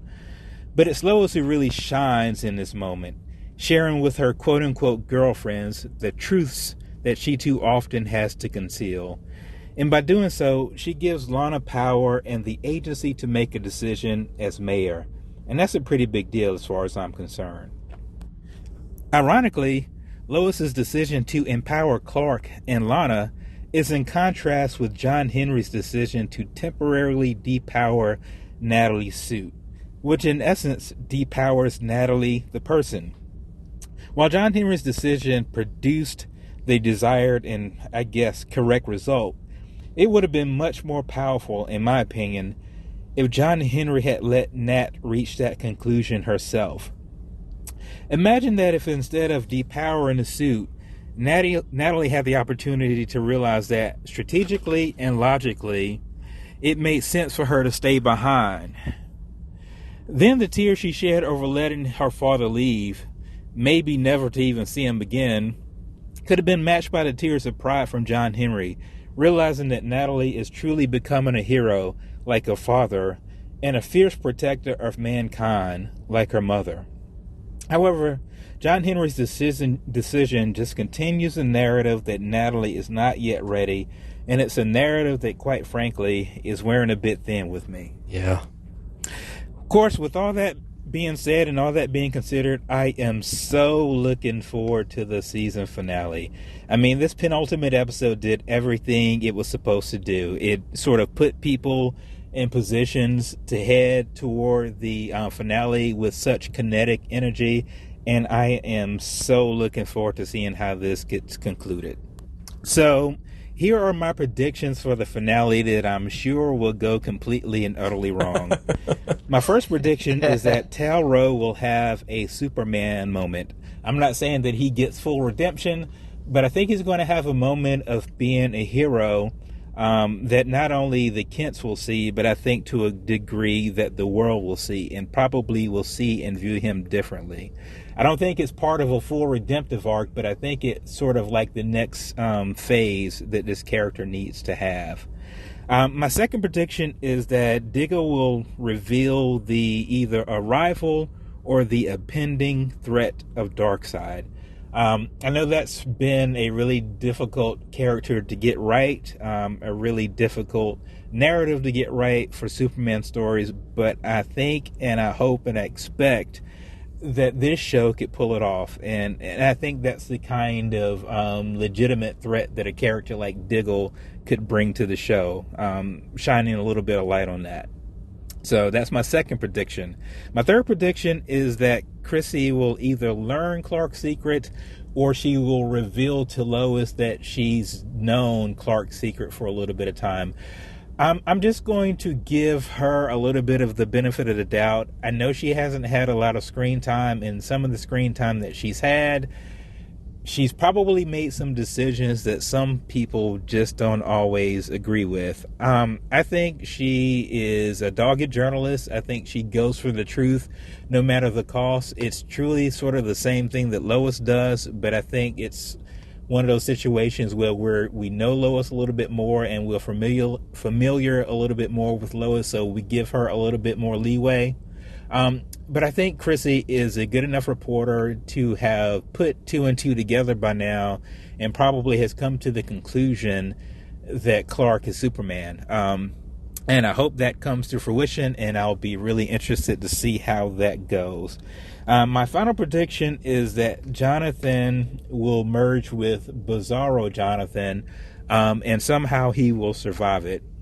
I think it will be interesting for the actor to sort of figure out a way to meld those two characters together, and I think it will give him something really interesting to do in season 3. So I just hope that comes to fruition. Anyway, this has been Perry White making his deadline one more time, and is excited as heck for the finale.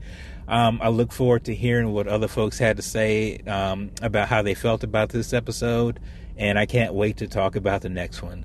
Anyway, I'm out. Like his predictions. Yeah.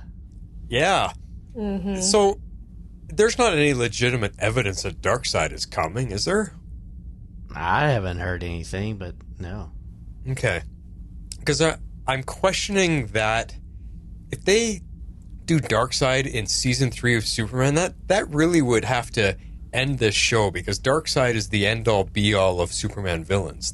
Once you do him, nothing else is going to matter after that. There's going to be nothing worth watching, because Darkseid's the best. He's the most insane villain Superman and the Justice League have ever faced. So, man, I mean, as much as I would love to see it, I would like that to be a final season villain kind of thing. Yeah.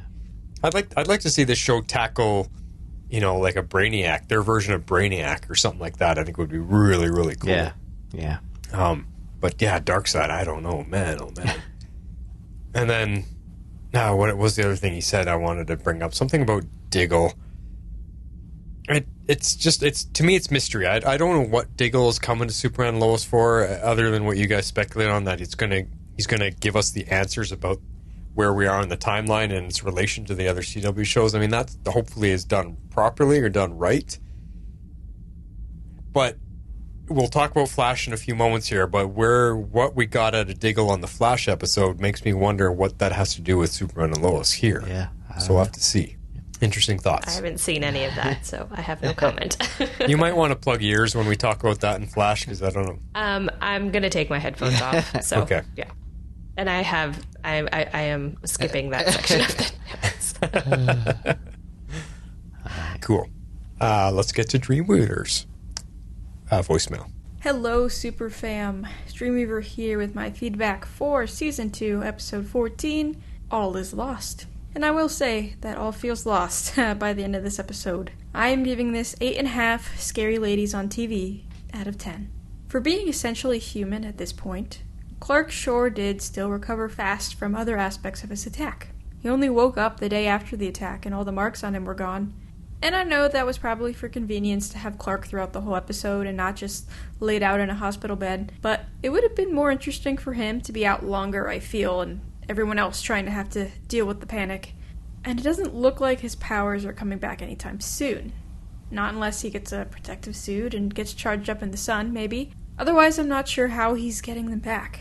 It would be really interesting if they went into Season 3 with Clark still powerless. That would be a big swing, but I don't see them doing that.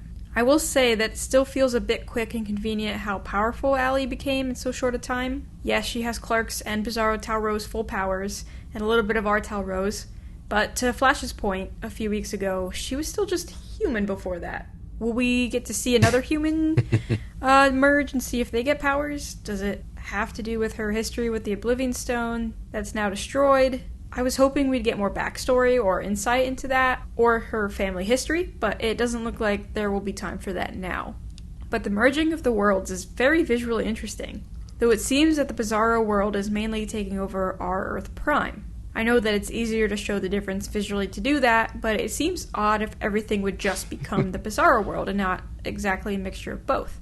But all the flickering was, I wonder what that felt like to them. Like, if they could feel it or just see everything changing around them, because it seemed that no one seemed to be showing any kind of pain. Bizarro Lana and Jon are out and back again. Do we think that there will actually be some casualties here, as in someone could merge and essentially not make it out of this finale? They made sure to say that on a molecular level, merging was essentially dying. Like, one half would die. I'm afraid that Jonathan might not make it, our Earth Prime Jonathan, as they have repeatedly showed his plot as being confused about his future, not seeing one for himself, not seeing his purpose, messing everything up, and being powerless. Even though he was scared of the merge before, when it started to happen, there's a part of me wondering if he'll give in to that if it happens a second time, and we'll get 2 Super Sons, and Jon's arc will be redeeming his Bizarro self. I don't know how I would feel if it goes in that direction. I'd rather see Jon fight for himself. This is just speculation, of course, but I've seen this route happen for other characters in other TV shows. They start to question their future or their place in people's lives and then go out in a sacrificial play. While emotional, I don't like when the messaging becomes, oh, you don't see a future or a purpose? How about they die to give them purpose instead of searching for it? And Sarah finally knows about Jordan and Superman. Yay! Okay, I guess I'm glad that Lana didn't tell her 2 episodes ago now, and that the families are in fact still on good terms and speaking, but I'm glad that's out in the open. It was inevitable, really. I will say, when that town hall scene first happened, I was kind of pissed at first when everyone just started laughing. Like, yeah, I know at first that story sounds odd, but they live in a world with Superman, an alien from outer space who has superhuman abilities, tons of other superheroes, and they have literally been seeing things glitching out and getting replaced all day. You would think that there would be some believability to that without Superman having to show up and step in. Don't get me wrong, that was a nice moment for him, still being able to help while he's essentially human. But there was something about the women being up there, explaining what was going on first, all 3 of them reputable within the town, and no one was listening until Superman shows up. That rubbed me the wrong way. With the irons, John Henry going into the void to try to take out Allie, and Natalie losing connection with him was a hard moment, thinking she might lose another parent. I'm interested to see how it all turns out next week. And that's all for now. Until next time, your friend Dreamweaver. So I got a question she made me think of. Bizarro Jon and Bizarro Lana, they're on Bizarro World, right? They haven't been here on Prime Earth this entire time? Do they keep going back and forth between worlds every time they show up? Last we saw Lana, she was on our Earth by the portal talking to Allie, and Jon has been imprisoned on our Earth. So I assume part of what she was doing was breaking him out of prison, which is why he needed the kryptonite to power himself up. Okay, so they've been here the entire time, because I believe so. I was going to have a huge nitpick. If they keep going back and forth, how are they traveling through that negative zone with what's going on right now? And like, there's just too much at play there that wouldn't make any sense. I think Jon was imprisoned, so we know where he was. Lana, I think, was just hiding out in the mines, maybe? I don't think she left. Yeah. Okay. That's a better answer for sure. Yeah. Because I think they've done that before. They've come back and forth a couple times, and we're like, wait a second, then they should be 6 months behind, and then all this other, just a bunch of things that wouldn't make sense. Yeah. Cool. Awesome feedback, everybody. Well, you got one more week to get in your final feedback for Superman and Lois finale, so hopefully we hear from a whole bunch of you then, and this is what you got to do. If you would like to be a part of the show, you can send in your feedback to tomorrowslegendspodcast@gmail.com. You can also reach us on Twitter @tomorrowslegends. We'd love you to join our Facebook page at facebook.com/groups/tomorrowslegends and become part of the community.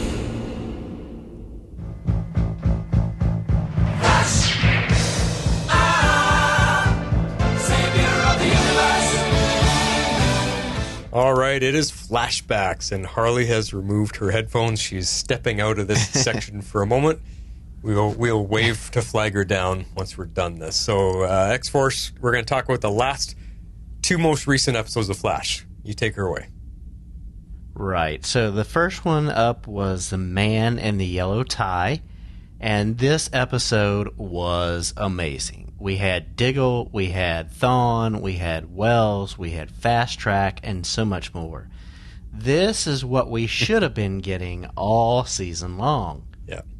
We got an explanation of Dig and the box and why he hasn't become a Green Lantern. Now, I don't know that I necessarily buy that being a Green Lantern would mean he couldn't be with his family, but Green Lantern is not where they want to take the story with him now, so I'll buy that. But I thought this was an amazing episode, and I just love the twists and the turns in it. Yeah, I am so with you. I think I messaged you guys on our Facebook Messenger like this was single-handedly the best Flash episode in so long, and the best one of the season. Like, it was a near-perfect Flash episode. The acting, the writing, the emotions, everything about it. I mean, and the cameos. Like, the cameos weren't just slapped on just to have a bonus cameo, but it was part of the story, and everything just made sense, and it all jived, and it all worked towards the end of the episode and what's coming next, and it was so good. I jumped off my chair going, oh my gosh, finally Flash is back the way I used to love it. Like, it just was amazing. But I'm going to say it right here. Diggle, this whole thing about not having Diggle become Green Lantern, not having him become John Stewart, I actually found that really disappointing. With all of the build-up, all of the hope, all of the fandom, all of the love and desire of David Ramsey himself to get to play Green Lantern, I am so disappointed for him as an actor, as a human, as a fan of this stuff, to have the story go this way for him. That just sucks. We wanted it for so long, and to end the Arrow finale with him opening a box with a green glow in it, that made us more excited than anything else in a long time. And they just fizzled that right out, and that part really bugs me. But the whole episode, having both reverse flashes, like having Thawne there, like the original Thawne, the original Eobard, and he's just doesn't have a clue who he is, and he's just this happy-go-lucky scientist. I loved it. I just like you said, the twists and the turns, and I was waiting for him to pull a fast one on Barry and go, aha, I am Eobard, but it never came, and it's just like, it's such a good episode.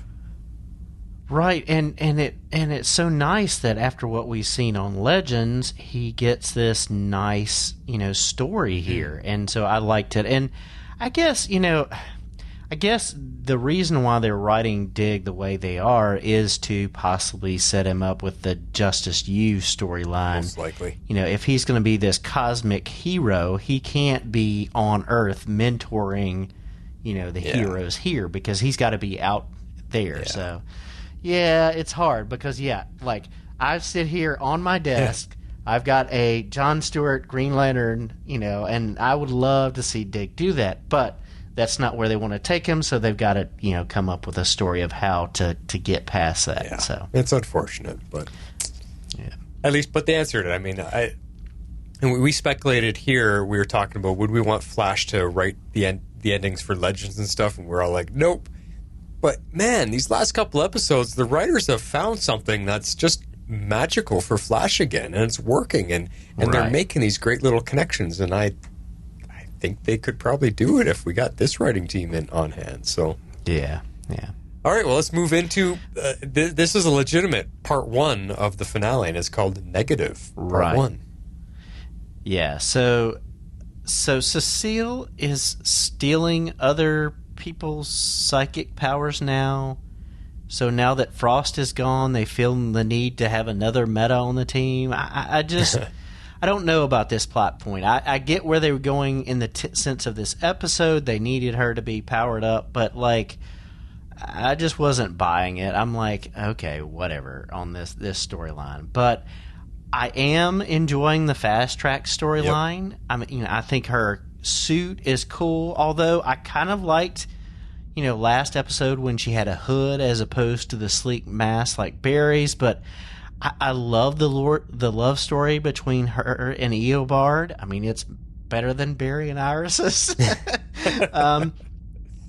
But I will say, in this episode, I think Barry's talk with her, he could have brought up to her about how becoming a hero and gaining skills took him years to develop. And she shouldn't feel down because she isn't like exactly the hero that she needs to be, that, he's gone through that and it took time. Yeah. But I did enjoy that kind of turn there, and having the B team against the negative forces was kind of fun to see. Again, next season, more of this that we've had in the last 2 episodes and less to the other. And we've got some twists and turns, and Iris appears to be dead. Could you imagine? Are they really letting her, writing her off? I don't know. I doubt it, but So it was some interesting twists and turns here. So this was a fun episode too because of the twist and the turns. Yeah. It was good. Not as good as the last one. It was overall really good. The Cecile stuff too is bugging me because she's been bugging me as a character lately, and her getting this supercharged upgrade. Like, I felt a lot of Professor Xavier to me here in a lot of ways, but she's actually getting powers from people, so it's just, I don't know. I don't know why they feel they have to give her all of that. So yeah, I'm unsure with you there, but Fast Track, I agree with you as well. Fast Track is a cool character. She's a great actress.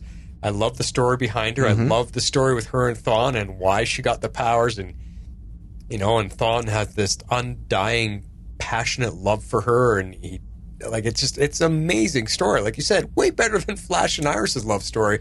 And we've had them for 2.5 episodes. It's really, really good writing. And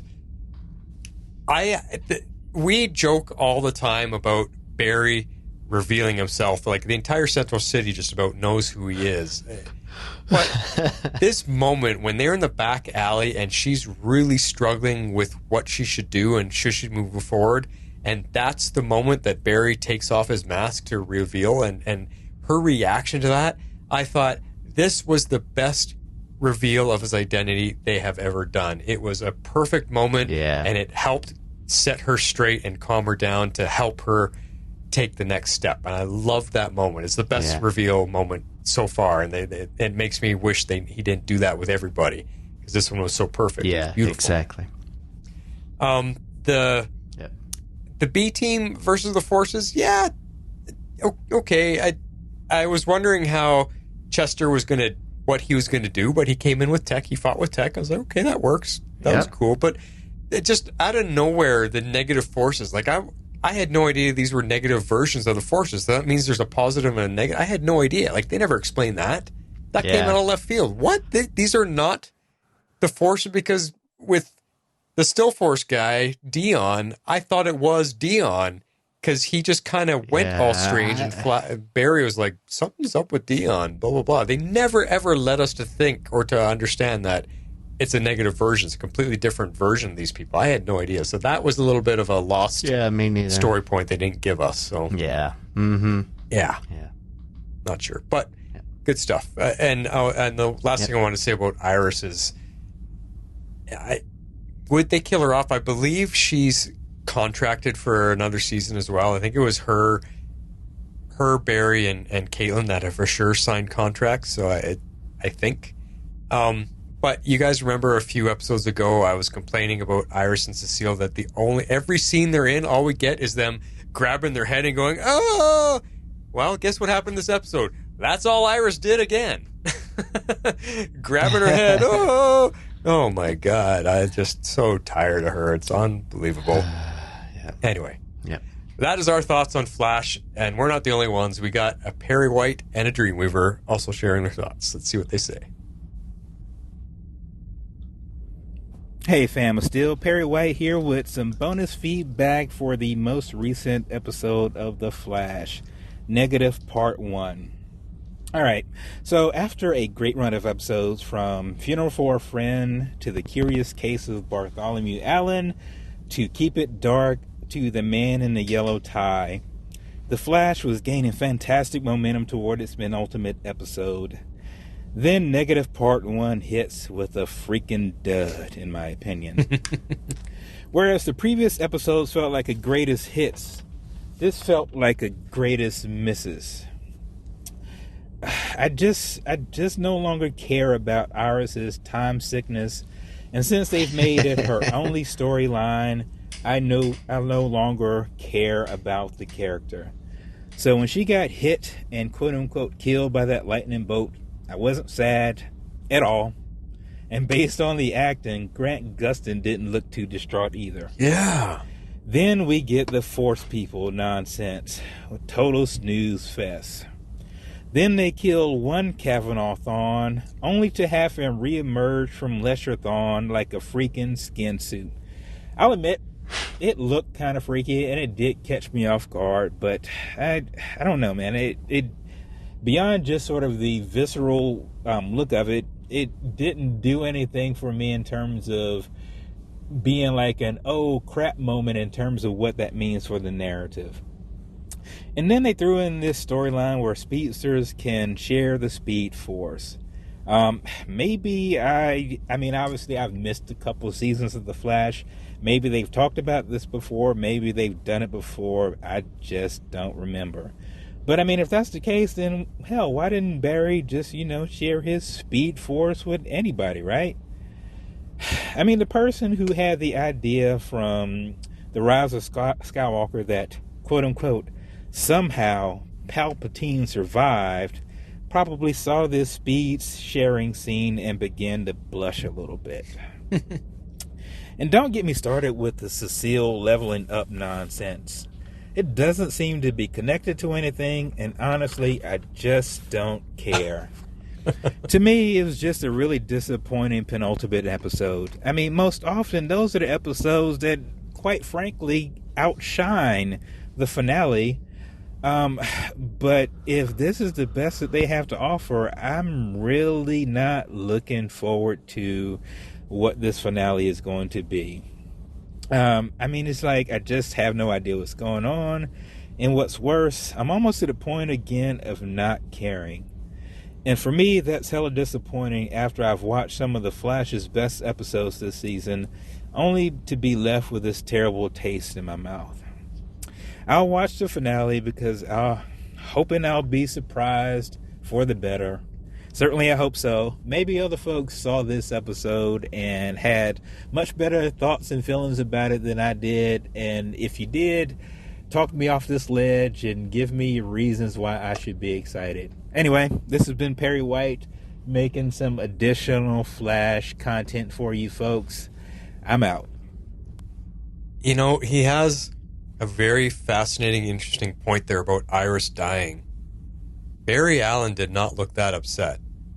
Like, I would have expected screaming out loud, emotional heartache and tears, and he didn't even have wet eyes. Like, he didn't even weep.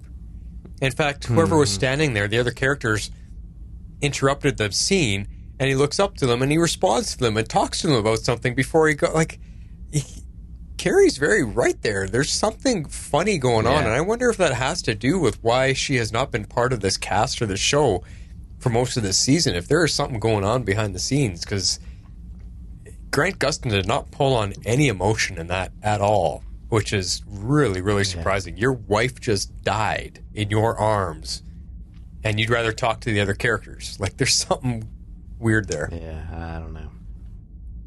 I don't know. And then, what was the other point he had said? Now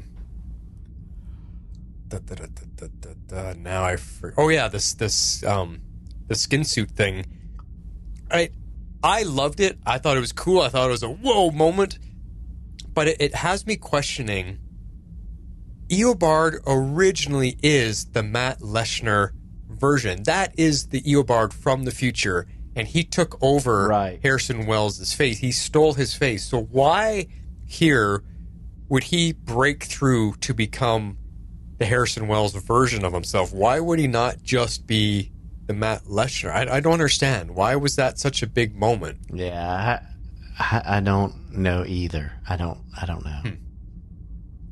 It was a little bit confusing because it's like, who's the real Reverse Flash? Who's the real Eobard? What timeline are they from? Like that's where it got. I got a little bit lost because we don't know who's from when. Yeah. Crazy. Cool.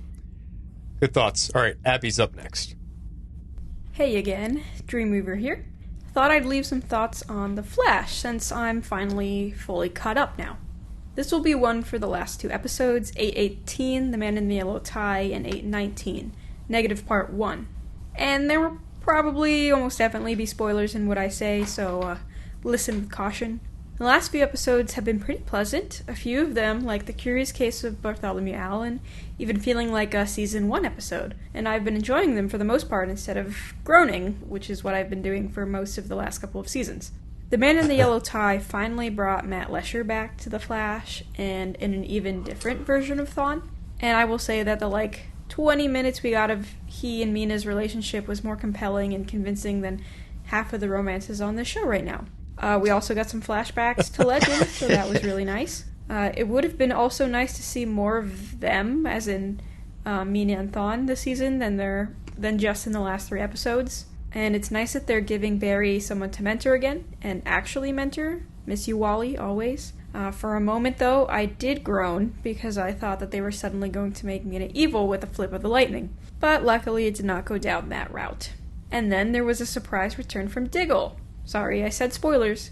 Really surprised and happy that a cameo didn't get usurped by marketing purposes, and it was actually a surprise. I didn't enjoy, however, how his little arc ended, especially since they've milked it for 2 years with extremely little substance to it, but I'm hoping there's still more there. Or they finally gave up on trying to get the rights to Green Lantern, that too.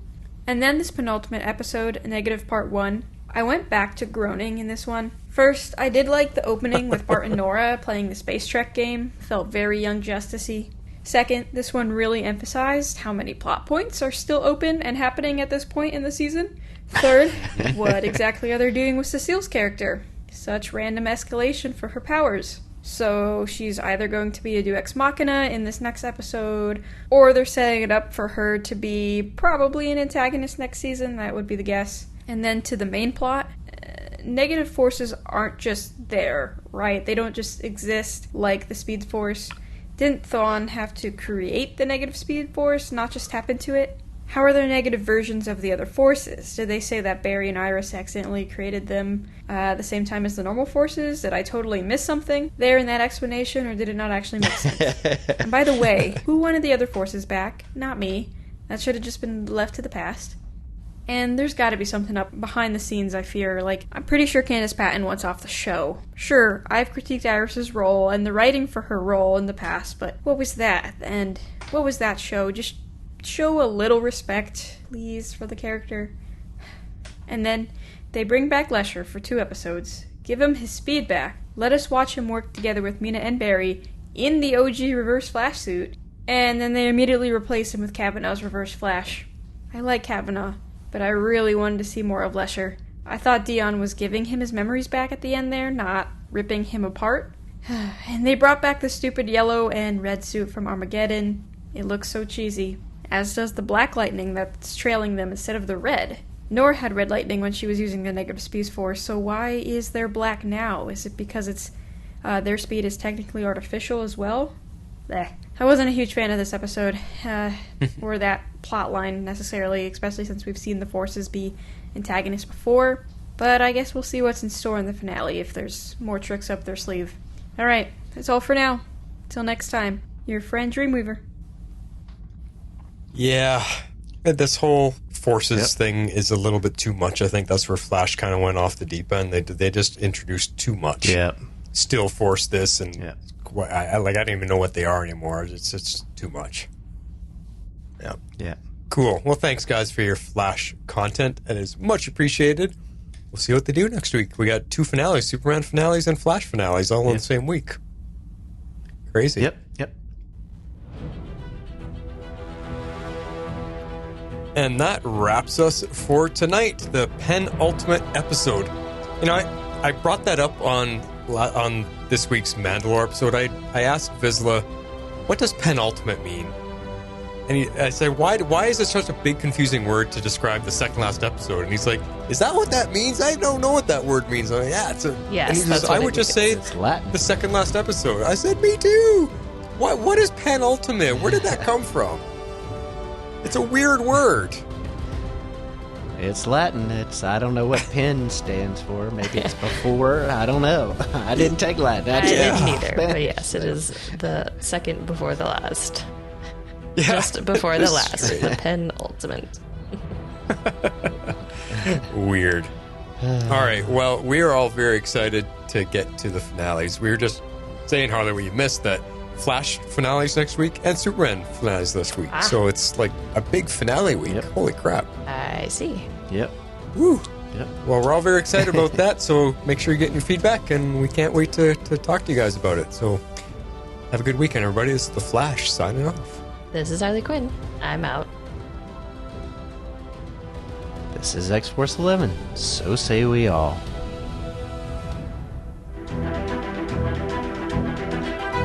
Tomorrow's Legends is not affiliated with CBS, Warner Brothers, HBO, or the CW. We're a fan-made podcast for entertainment purposes only and are part of the Cybercast Network.